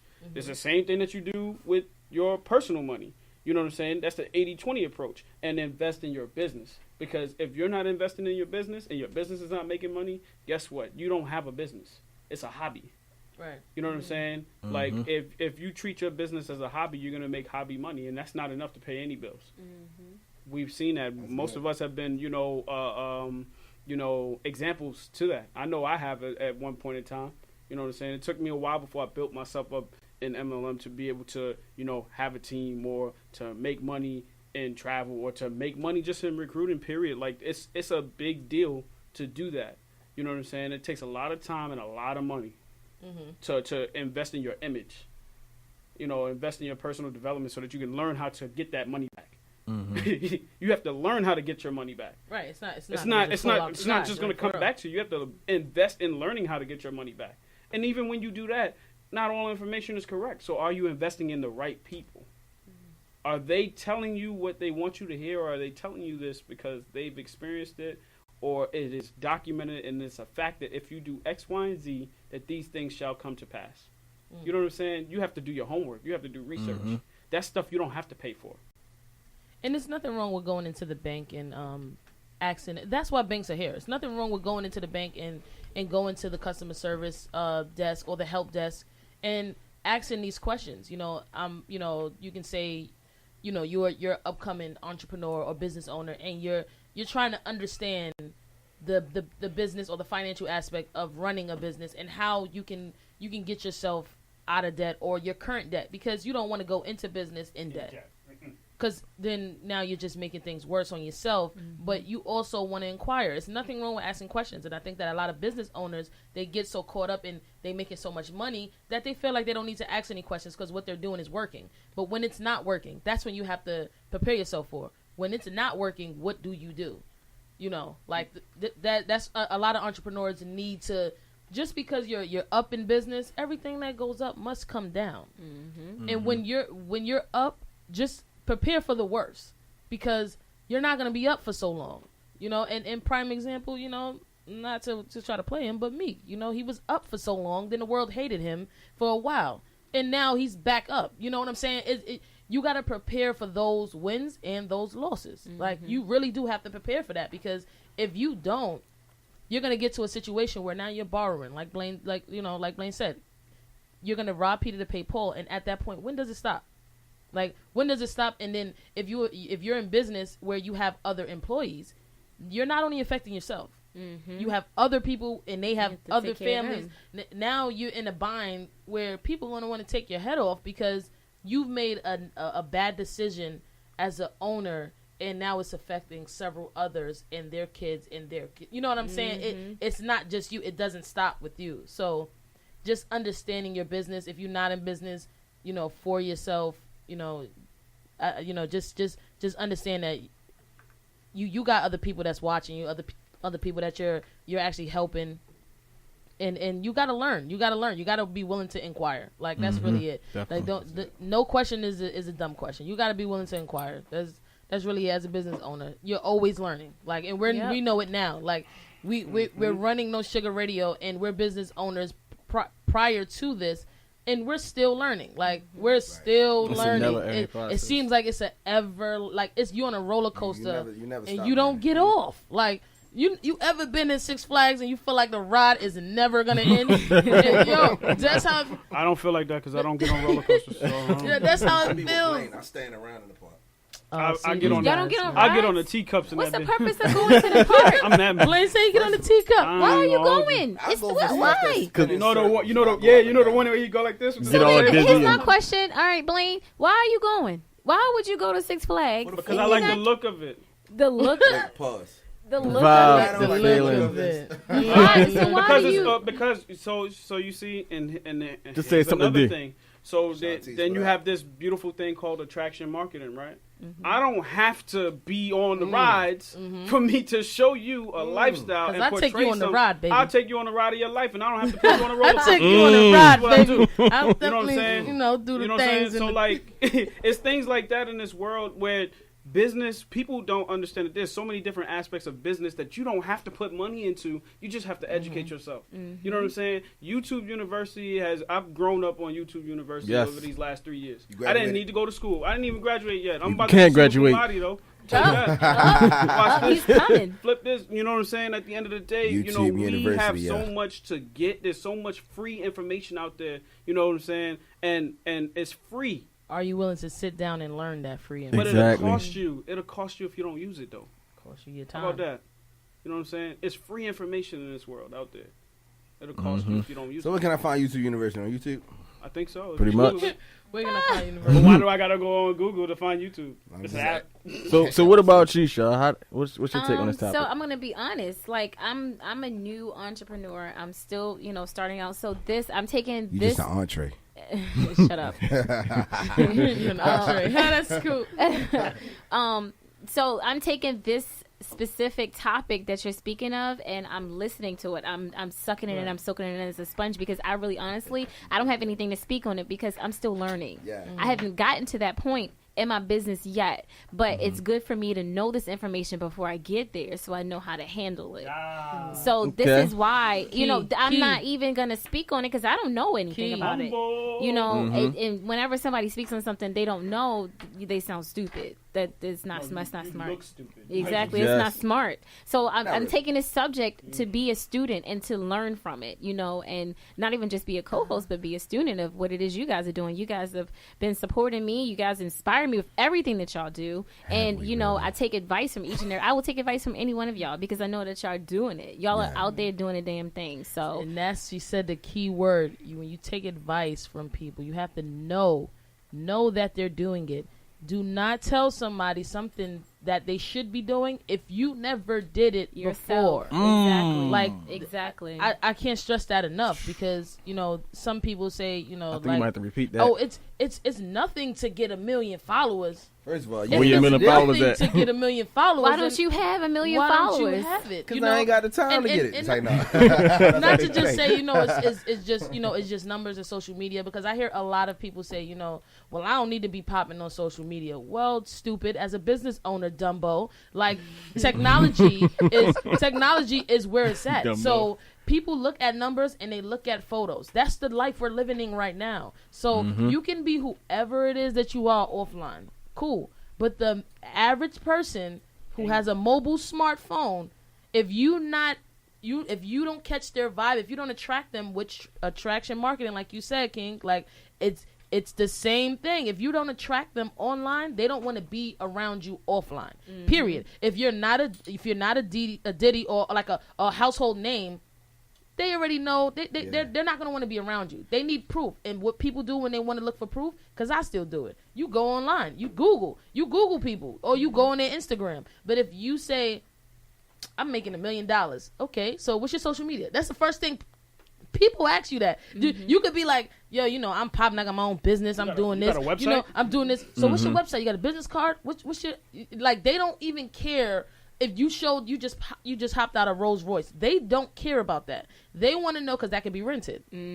So they're going to look at what do you do? Right. They want to go and look online and Google you. People feel like their fingers is like gold. If they can Google you and what you just told them, and they'll Google you right in your face. They will Google you right in your face, and you know, like I'm telling you, like yesterday when we was in Philly, just talking to all these artists, and the guy was just telling me like, I have like hit records, I'm not trying to be signed. And he was just going off and he was talking. After a while, being in media and being a promoter, I start to kind of pinpoint the artists who are very serious, the artists who are very humble, and they know what they're talking about. And after a while, I just tuned them out, because if you're that artist and you big like you say you are, why are you here? And even if you're here because you want to still stay local, you want to still make sure that you got the home crowd. Cool, I understand that. But as an artist, you're not going to keep bragging. You're going to want to keep learning. Like, you're going to want to keep learning. And we witnessed it with the artist yesterday, the light-skinned guy.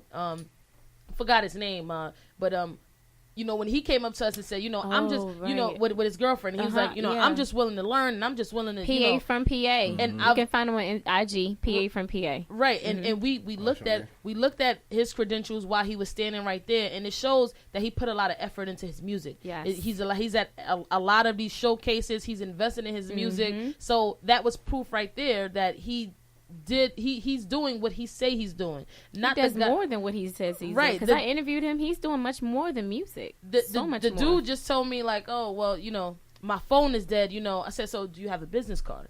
You know, he's like, nah, but, you know, I'm, you know, my manager gonna hook that up for me. And then it's a way of talking to people who are in this industry, and we are media people, so we know, and we all have different backgrounds of certain things. So if you're gonna come to us, come correct. That's why we're No Sugar. At the end of the day, come correct. As an artist, we sense the phoniness, we sense the lies. So, you know, give us a presentation that we can believe. You know what I'm saying? Like, not because you're presenting something to someone, you always gotta fabricate things. You don't need to do that. If you're an artist who's still learning, say that. I'm an artist who's still learning. Definitely. So I just feel like, you know, just be yourself, man. Like I can't stress it enough, man. Just be yourself, because people gonna find out if you lying. Exactly. And say what you can't bring yourself up and talk yourself up so much that people feel like they can believe what you do. But then when it comes time for you to render that service or that product and they don't like it, then it's kind of like, this man lied to me. Right. Now I can't trust him. I'm not going to refer him to anybody. You know how at that point, sometimes, you know, tell if a person really getting it. I don't know. I just got this thing, yo. Just got to look at somebody's shoelaces, yo. Like, no, I'm serious, yo. I'm serious. What if they don't got shoelaces? Nah, no. I got to look at your shoes. You can't be having no dirty shoelaces, though. I got to look at your shoes. Because it goes back to what I said. Like Ty said it. Blaine just brought it up. Attractive marketing. You get what I'm saying? Appearance. It's all about what we image. See. It's all about the image. If your brand or whatever you have or your product is not appealing too much, it's going to get overlooked. It's very important. You get what I'm saying? It's going to get passed over. Like, and it says something about you. Like, for instance, last night at the Philly event, when we went to the mixtape release party, I interviewed a young man by the name of Rockstar. He's a music artist. And he walked in with no shirt on, overalls, and a choker. Like, how I'm wearing this, the same exact choker around his neck. And he had bleached hair. And it was like, it was interesting to see him, because I've never seen anybody come that way, up. But it was the message he wanted you to like listen to, or not listen, but he wanted you to pay attention to him. His name is Rockstar, and when you think of rock stars, you see that image, and he alluded that, like he oozed Rockstar, and he's just a wild child too. His father said that he told him that he wanted to tap into the rock industry, and as a rap artist, for you to know, for you to identify that, and he's young, so for him to identify that, I don't want to go in the pop lane, I want to be, you know, a black young artist who raps and also does rock music. Who does rock music. That's different. And it's alternative. I looked at his father like, really, he's like, yeah, you know, and we're investing in our son, and you see it. You can see it. His mother does not play about him. Yeah. That was his mom. Yes, that was his manager. His mom. That was his mom. And she doesn't play about her. I had a long conversation with her after I interviewed him, and I said, I can tell that you are serious about his career. Not only is he serious about it, but you're serious about him. Like, she wasn't playing. You need to go. I heard her say, you need to go and take pictures with that backdrop. You need to get as many interviews as you can in this room, because you cannot leave here without people knowing your face and your name, and make sure that you come correct. I heard her telling him that, and I'm like, that's what the hell I'm talking about, Mama. You better. We need more moms like that. Exactly. That's what the guy in the all white said. One of the Holden brothers. Well, that's what he said when he first came to me. He was like, I want to try to get that guy an interview right there. I think he's a hot new artist coming out, you know. And he was saying his name, but I haven't heard of him. You get what I'm saying? And it wasn't until Byron, you know, told me his IG. And I'm on, he is popping. You know, if you look on his IG, you know, he, like, just like 5 hours before we actually came in contact with him, he was just with Jess Hilarious somewhere. Yeah. You know, then, like, he was with other people, you know. I'm on, he really doing the thing. But once the interview had started taking place, I'm really looking at the dude like, yo, I like his swag, the way he was on the mic. Like, he was very comfortable. You know what I'm saying? Very interactive, very funny. You know, like, he brought personality. He brought personality, and just looking at his image, you know, I'm looking at the choker. I'm like, that shit choking the shit out of him. Yeah. But, like, but I'm like, it fit him. His ring. You feel me? Like, like all of this. Like, I'm trying to picture charisma. All of this. Yeah, and he was very cool. Enthusiastic. A lot more than a lot of artists nowadays. You get what I'm saying? Like, he's ready. So on the way here to the station, I was playing his song. I was playing a song in my ear, in my headphones. I'm like, yo, I really like how he sounds. Like, he really has a nice sound. Like, his music is not really garbage. It's not garbage at all. You get what I'm saying? I'm like, yo, that's why I said when I'm like, that dude that we interviewed last night, TR Fame, yo, his music dope. Yeah. Like, so, you know, shout out to you if you tuning in, man. Well, let me go ahead and put my take on this topic. Like I said, it's one of my favorite, you know, genres when it comes to, you know, having these conversations. And I'm always forever learning, but at the same time, I have value to give as well. From a complete standpoint, if you're in your business with issues, I would say first and foremost is knowing and accepting is knowing and accepting the issue. But most important is your priorities. You know, people don't know how to separate the priorities between, you know, business and just personal lifestyles. A lot of people, they use their business to actually support their personal lifestyles rather than using the business to support the business. They go ahead, they splurge on, you know, things they don't need, things they don't, you know, just little things instead of the business. And now the business starts to lose afloat. So now they're in this financial issue. And that's one of the major things I feel like a lot of entrepreneurs and business owners do. Or even in their business, like they try to do too much at one time. They try to put too many coins into a pot. And too quick to where they start to, you know, put themselves in this financial issues. That's what I was too quick, because I'm like, a lot of business owners now are putting their hands in different things. So, you know, I don't think that's a bad idea. But know your means, though. It's the timing. It's the timing with everything when it comes to business. If you financially don't have it, exactly, accept it. Yeah, like, don't do it. Yeah. Don't let people talk you into that. Yeah, trying to keep up with the Joneses. Talk you to get slapped up. Just because you trying to make friends, or you trying to, you know, trying to outdo somebody or something like that. No, because, you know, you got these friends who, you know, they basically leech on your mind. They look for things. They try to reason with you as to why you should go into business with them, or why you should take advantage of an opportunity. If it doesn't fit you, it doesn't fit you. Exactly. It's not a puzzle. You know what I'm saying? You know, shout out to the haters out there, because there's a lot of haters. You know what I'm saying? And a lot of people that come to me talking about, you know, try this new thing, try this new lotion, try these coins, all this shit that they talk Everything's about. Not for everybody. At the end of the day, like, you know what I'm saying? I work on my time.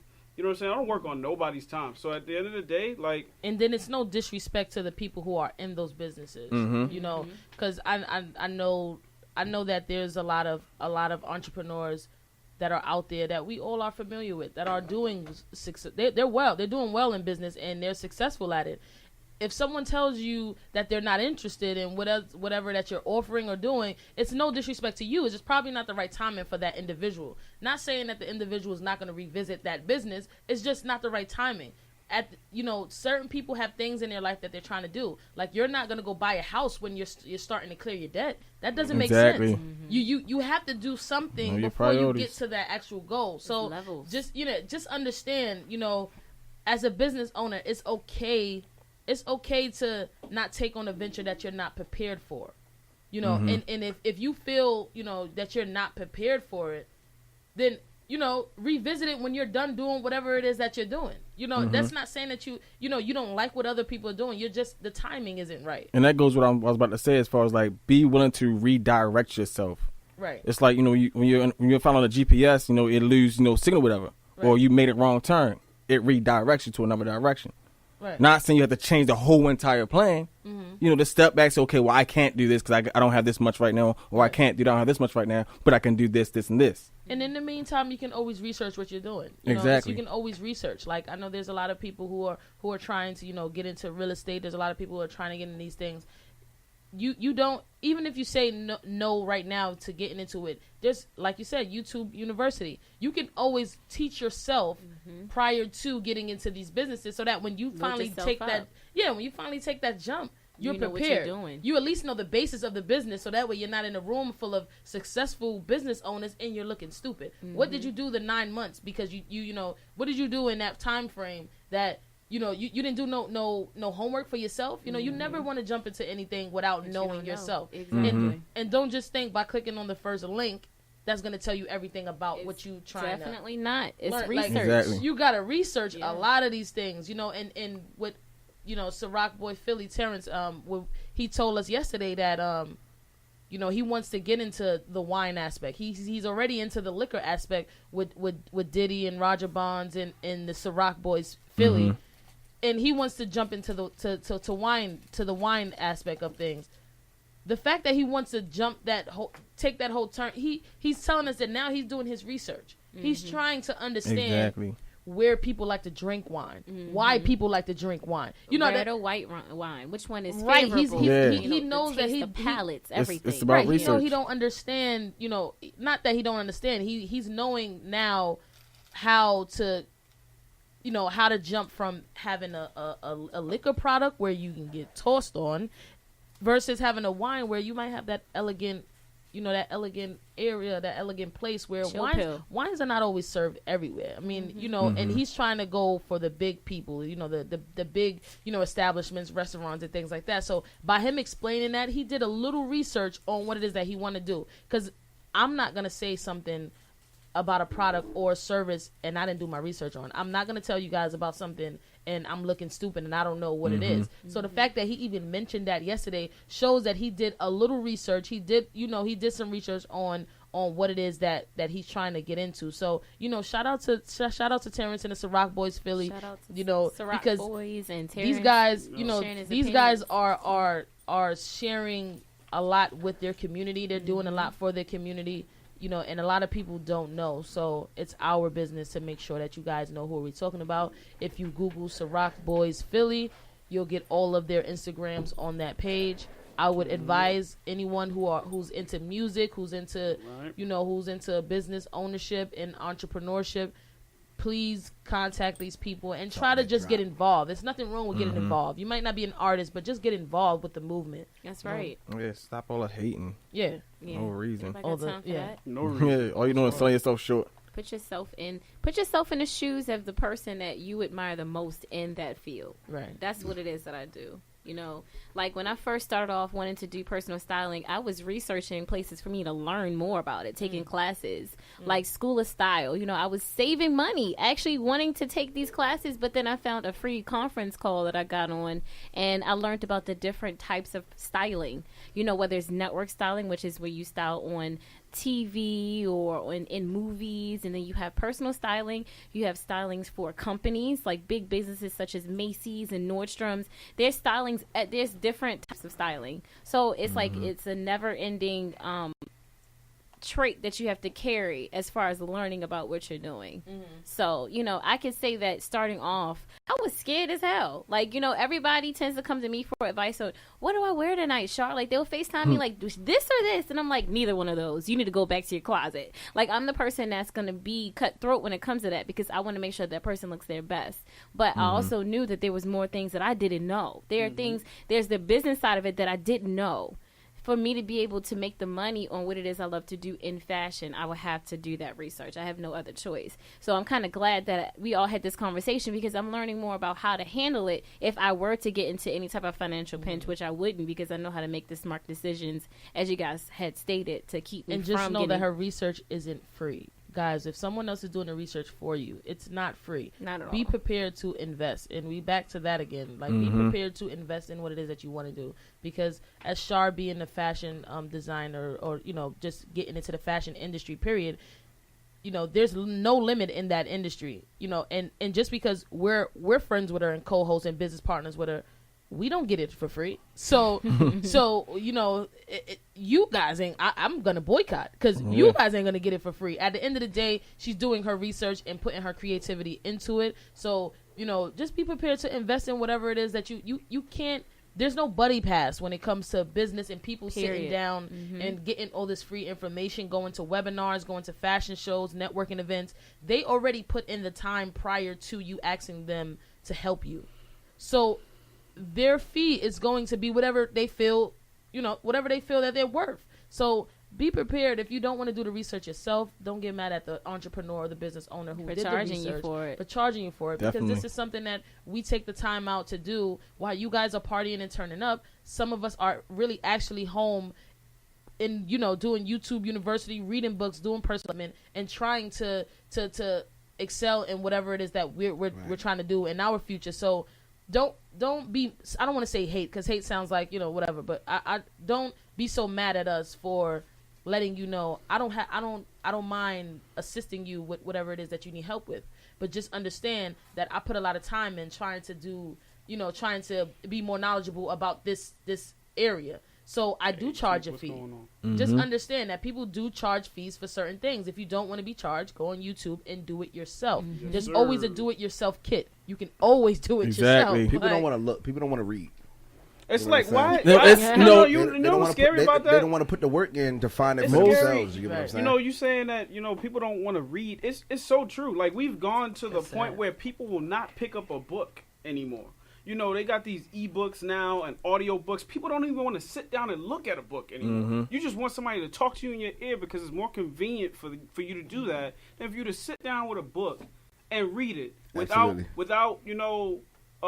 being able to pick up your phone or being able to watch TV or play a video game or something like that. Like, back in the day, that's all we had was books. Yeah. You know what I'm saying? There was no computer to go Google anything. If you wanted to know something, you went to your library, your little bookshelf, and you had an encyclopedia set from A through Z, and you picked it up, and it had everything. Favorite librarian that you went to. Or you went to Brooklyn Library, or, Grand Army Plot, wherever you went, and you went to the library, and you got what you needed to be able to learn something. Right. You know what I'm saying? Today, these kids are spoiled as all to be damned. Like, you know what I'm saying? They don't know what it takes. And then they get mad when you try to tell them that this is the way it was. That's not the way it is now. Well, guess what? if you think about the way it was and you apply the way that it was to you today, you would be leaps and bounds ahead of your competition because they're not going to do it. And because you know that they're not going to do it, and you know that you have the ability to go read something or you have the ability to attend a class, and they do too, they have the same time in the day as you, 24 hours. They could do the same thing as you. Y'all in the same age group. And because they won't do it and you do it, that puts you leaps and bounds ahead of your whole peer group. Right. But you let peers tell you that, you know what I'm saying, that's crazy. Why would you even go sit down there? Like, that peer pressure, like, and we fall victim to it. You know what I'm saying? Even with me getting close to my 30s, like, people still fall victim to it today. Like, you know what I'm saying? And we're in a different age gap. They fall victim to it. You shouldn't invest in that, or you shouldn't be going all the way out there and fucking doing that shit. Like, why would you take your money and go do that shit? You don't understand what I'm trying to do. Right. You don't understand where I'm going. So, of course, it's easy for you to tell me something like that. You know what I'm saying? But then when I get there, you want to reap the benefits of me getting there. That's always I think too many people that is really too many people are brainwashed. You know me now. With trying to be entertained to better their lifestyle. And we're to be honest, we're currently going through that situation now. Whether it's friends or family, we're going through that situation now where, we put in a lot in No Sugar, and we didn't ask anybody for anything. We didn't ask anybody for anything. We wanted people to be involved with the movement, but a lot of people turned their backs on what it is that we're doing. But now that people are starting to see that we're not playing, we're going to do it with or without you. Right. And that's a fact. So, we got people now who just want to be on I don't want to say on the bandwagon, but people just want to be involved with the movement, and they turned their heads and they didn't believe. So in lieu of what you're saying, somebody posted on Instagram the other day. It was like a meme, and it said, "Broke, nobody sees you. Grinding, they start to notice you. Success, they swear they know you." They start to that's facts because nobody supports you when you're really down. No, you get what I'm saying? When you have a vision, when you have a grind, when you have a game plan, when you're putting things into motion, nobody, I'm trying to tell you, people will give you a million excuses on why they couldn't help you out. Yep. But the moment that you start, that's my man, you start getting a little buzz. When you finally made it, yeah, man, I know, that's like my brother. And then they hate you. And they hate when you tell them no. They hate you because you never forgot that they weren't there. You know what I'm saying? That's something you'll never forget. They hate you because they haven't forgot that you weren't supportive. Exactly. That's something that will stick with you, especially when you're going through the worst parts of becoming an entrepreneur and you needed that help and they weren't there. You're going to remember that for the rest of your life. Right. The rest of your entrepreneur life. Maybe for the rest of your life, period, honestly. Yeah, like that's not something, especially family.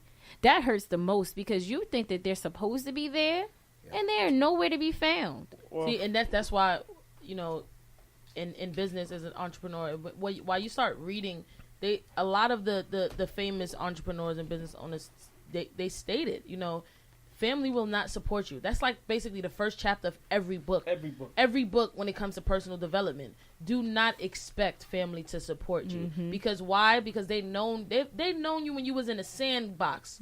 So they don't understand how you can go from being, you know, a kid who was involved in one thing and now switching over to wanting to be a business owner. They don't understand. You're evolving. So you have to basically prove to family that this is what you want to do, and I've been through it, you know, and it's a bittersweet thing because some family just you would think that they you know they want to have faith and they want to believe in you, but then at the end of the day, you know, they just don't like anything positive. You start to realize you don't like anything positive.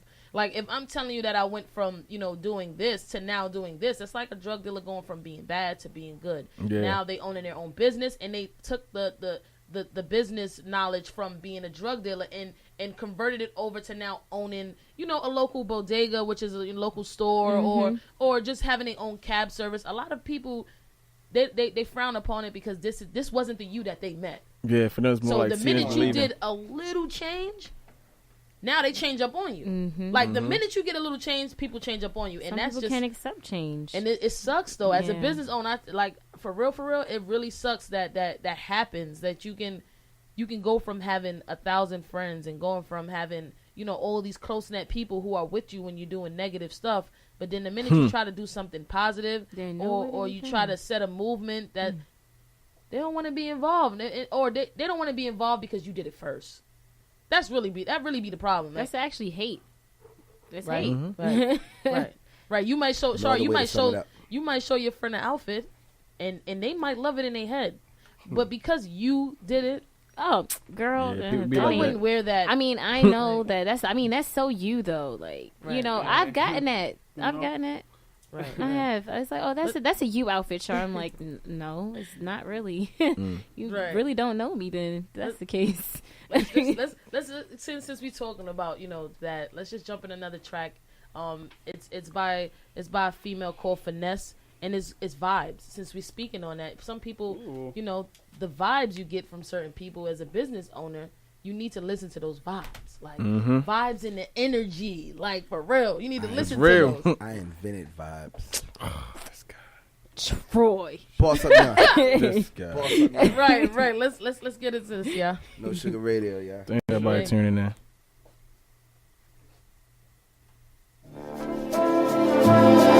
Yeah.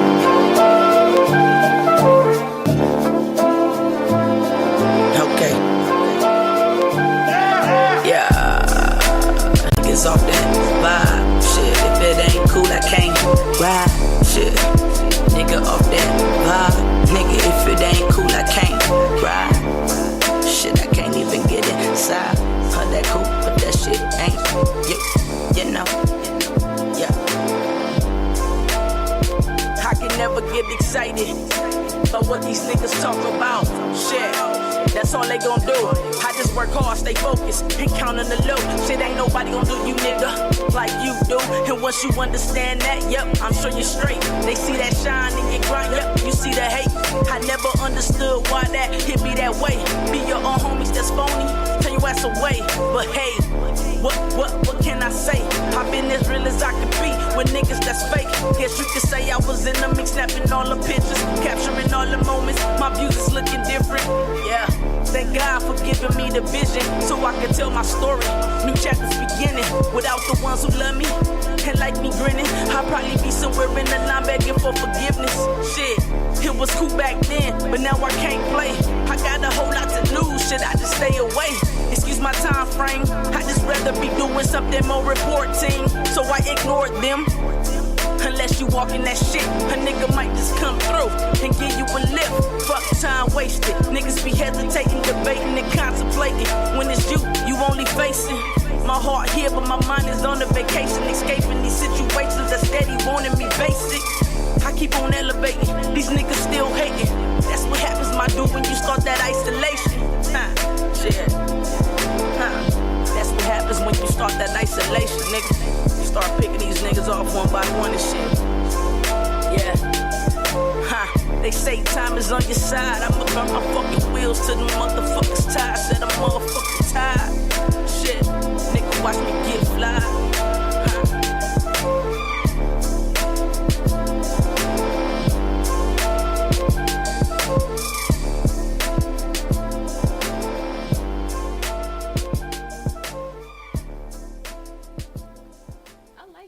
That's bringing hip hop back. Yeah, I like the way that sounded. And she basically just explained the whole situation when you're trying to do something new. You know, you people give you that funny vibe. Like she explained it to a T. It is what it is. I mean, the world need to hear it. You know, like, and that's helping other people. You know, growing to be an artist. They're preparing you. Like these artists that are now putting themselves out.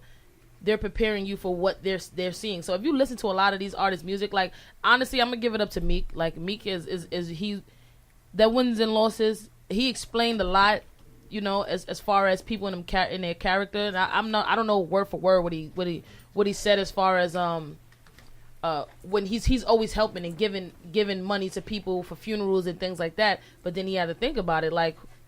When he needs the help, who really gonna, you know, who's gonna help him? So if you get to that point of stardom and you really don't know who to turn to, if something was to really, really happen, that means you need to reevaluate your circle. Yeah. Who's in your circle? Who's in your circle? Because like for an artist that big and at his caliber, like for you not to know, and that's Meek Mill. So imagine these artists that are unsigned and they're at the bottom right now. Listen to these artists. You might not like their music or like them personally, whatever, but listen to their lyrics in their songs because it's some truth in what they're saying. Right. It's a story. It's their experiences, and you can actually relate to some of the experiences that they have. You may not be a rapper, but you may be living a normal life and having the same issues as a rapper is having. So you know, you never know. Right.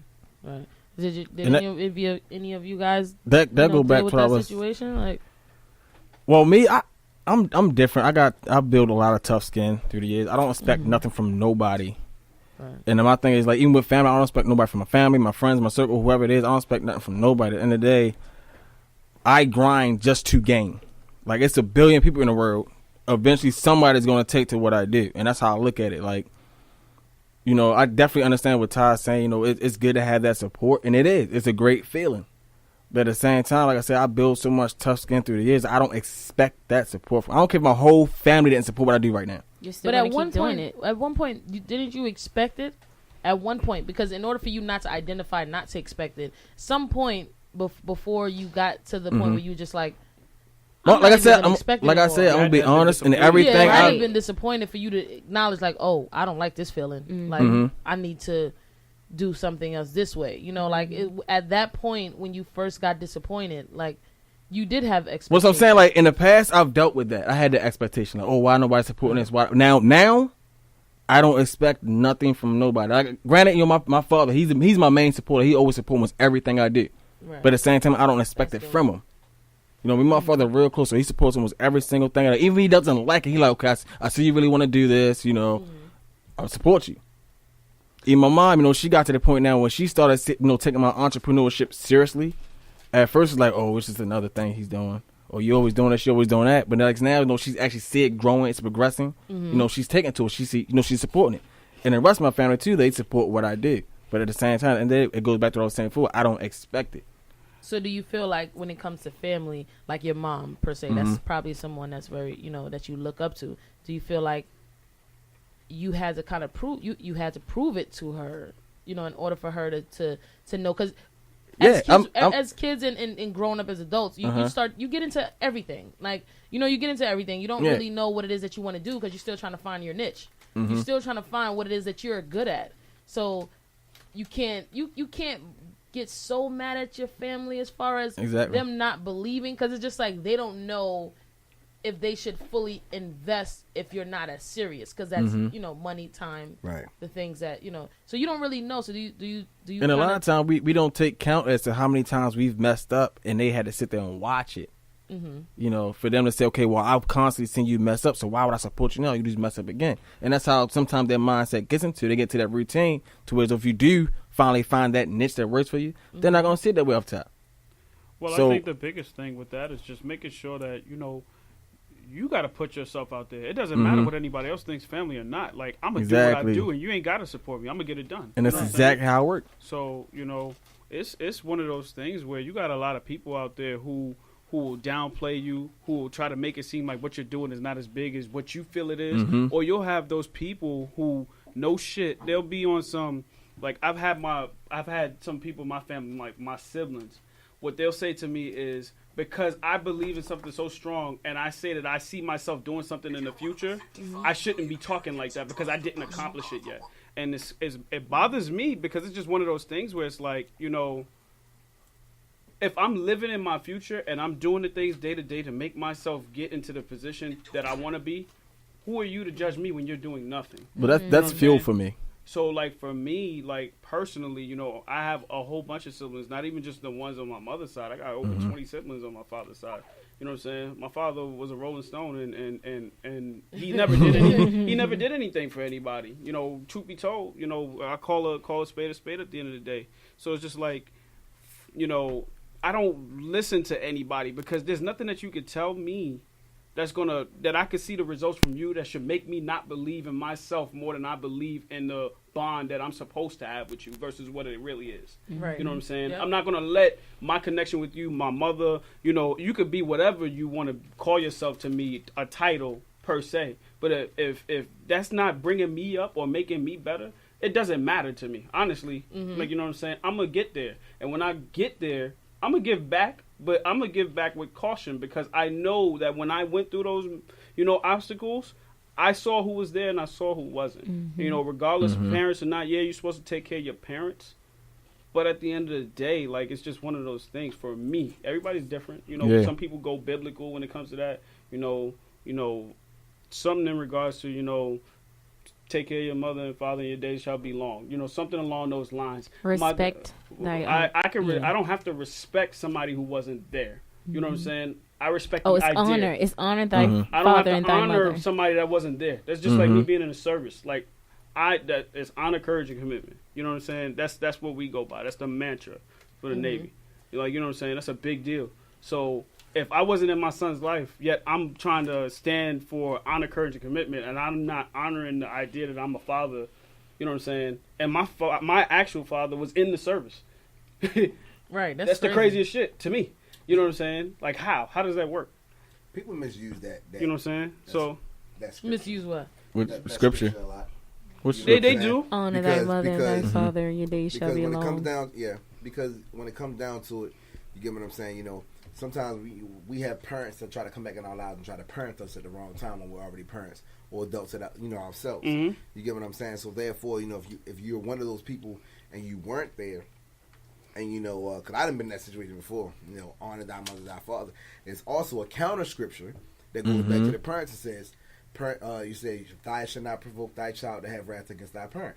Exactly. You know what I'm saying? Like, you know, so people tend to throw that around a lot. You know, we ain't gonna get all biblical, but you know, if it's teaching those who don't really, you know what I'm saying? It's not biblical at this point. It's just it is what it is. You know, it's right versus wrong. Therefore, like, you know, sometimes we grow up with a lot of rage, you know, anger, or you know, it feels like you were never there. You know, you just been a hater. Like a lot of us, we just got people who just hate, and it's not a stress. Because of what happened in their personal lifetime. They feel like they fell short, and they can't live their dreams or whatever it is, and they see us. I hate people like that. Damn, like a lot of people just don't know how to get out of that bitterness.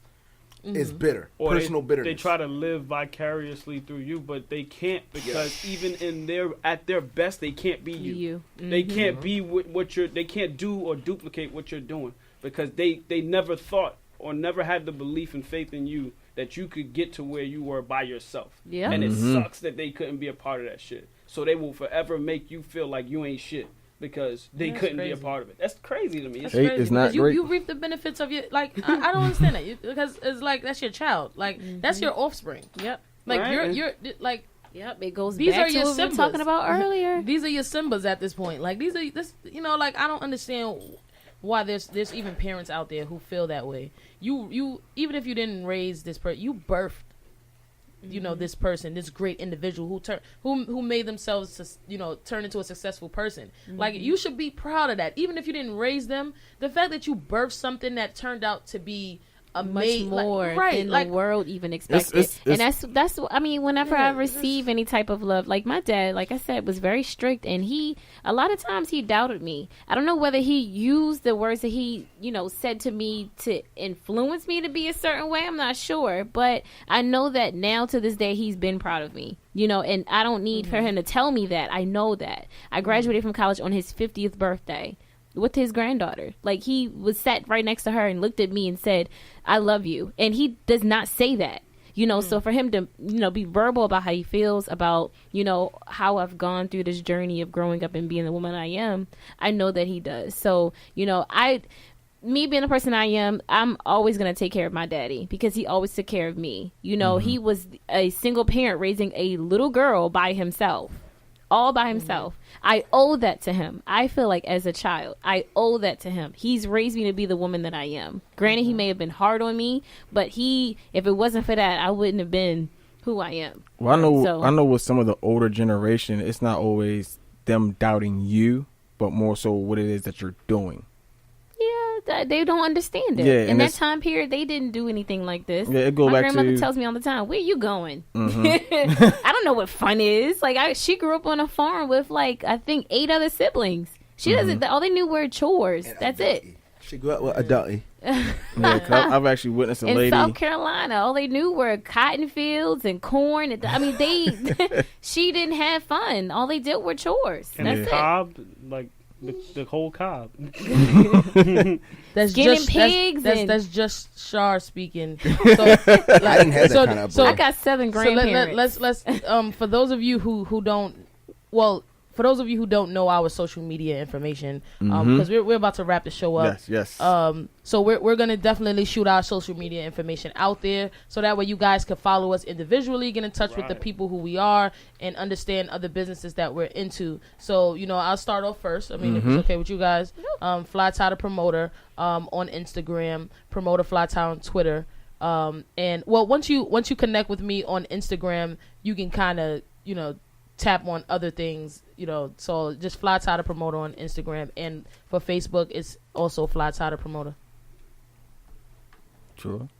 What's going on, man? You can follow me on Instagram, boss_up_young. You know what I'm saying? Thank you for all tuning in with us. No sugar. Me. So it's King Action. You can follow me anywhere, whether it be Facebook, Google, anything like that. _double_ King Action __ on Facebook is King Action. You can follow me there. Please get on these like pages, because that's where the real meat and potatoes is at, man. That's where you get a lot of the content. Meat and potatoes on there? You know what I'm saying? Troy. Get a nice healthy serving. This guy. He's talking about food. We're talking about content. He's talking about food. So it's me, Just Shar. You can find me on Instagram as _JustShar_. You can also follow my styling page, Styled by Simply Shar. If you have any fashion inquiries, or if you want for me to style you for an upcoming event, send me an email at styledbysimplysharr@gmail.com or DM me. And lastly but never least, it's your instigator narrator, DERRIC, better known as Crash. We still trying to figure You can find me on IG, Twitter, Facebook, anywhere as Crash_Cole. That's Crash with a K, Troy. But overall, you know, follow us, No Sugar Radio. You can Google it. You can follow us on Facebook, IG, Twitter, SoundCloud, Spreaker, YouTube, and also big shout out to our cameraman.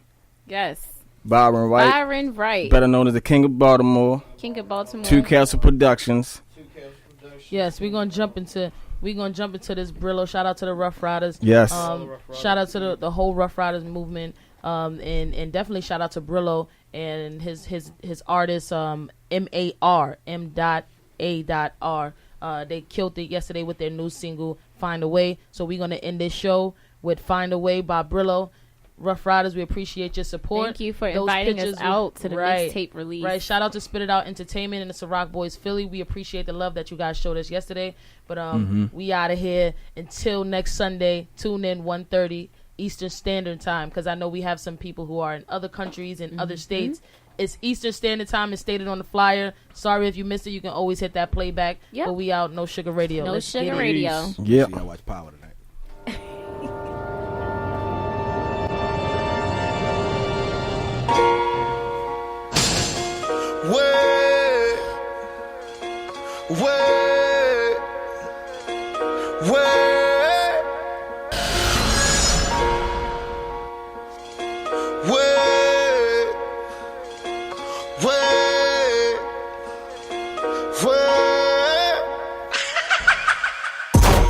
Came from the bottom, had to find a way. Back against the wall, had to find a way. Find a way, I had to find a way. Find a way, I had to find a way. Came from the bottom, had to find a way. Back against the wall, had to find a way. Find a way, I had to find a way. Find a way, I had to find a way. Brillo, it was hell being broke. In order to wash up, I had to sell soap to that lady holding a baby selling his coat. Paying tithes, preacher selling you hope. I was on them benches, passing work through fences. After the first headshot, you defenseless. All my chest is for relentless. Shout the inmates, maliciously sentenced. Coming from the gutter, even Nana hustle. Give me the gold yard, all the gamma buckles, all the dope gray. Rollies off, yay. Sleeping on Connecticut, I had to find a way. General. Came from the bottom, had to find a way. Back against the wall, had to find a way. Find a way, I had to find a way. Find a way, I had to find a way. Came from the bottom, had to find a way. Back against the wall, had to find a way. Find a way, I had to find a way. Find a way, I had to find a way. Brillo, I don't know how to fail. Dropped high school, but I finished it in jail. Hardly smile, unless I'm grinning at the scale. Calling Albuquerque, sending through the mail. She ain't have a man in her life, hard to trust him. Big father won't provide, let's find a way. My mother did great. Name something y'all do other than hate. Killing my city, double R running the state. Bet his energy change up when the gun in his face. Falling off happens, staying there's a choice. I'm CT's voice. Brillo. Came from the bottom, had to find a way. Back against the wall, had to find a way. Find a way, I had to find a way. Find a way, I had to find a way. Came from the bottom, had to find a way. Back against the wall, had to find a way. Find a way, I had to find a way. Find a way, I had to find a way. Brillo, just sticking to the script. Find a way, sticking in the clip. Gotta pay him to hit. I pass out packs, 60-40 every flip. Teacher said that I wouldn't be and they still teaching. I'm damn near rich. Shotgun riding with Porter or a Mitch. Jeweler just slaughtered our wrists. Get you shot, same phone that I ordered the bricks. Move my daughter out the projects, make her forget it exists. Grind hard, I'ma find a way. Try and stop me, I let my guys play. Came from the bottom, had to find a way. Back against the wall, had to find a way. Find a way, I had to find a way. Find a way, I had to find a way. Came from the bottom, had to find a way. Back against the wall, I had to find a way. Find a way, I had to find a way. Find a way, I had to find a way. Salute.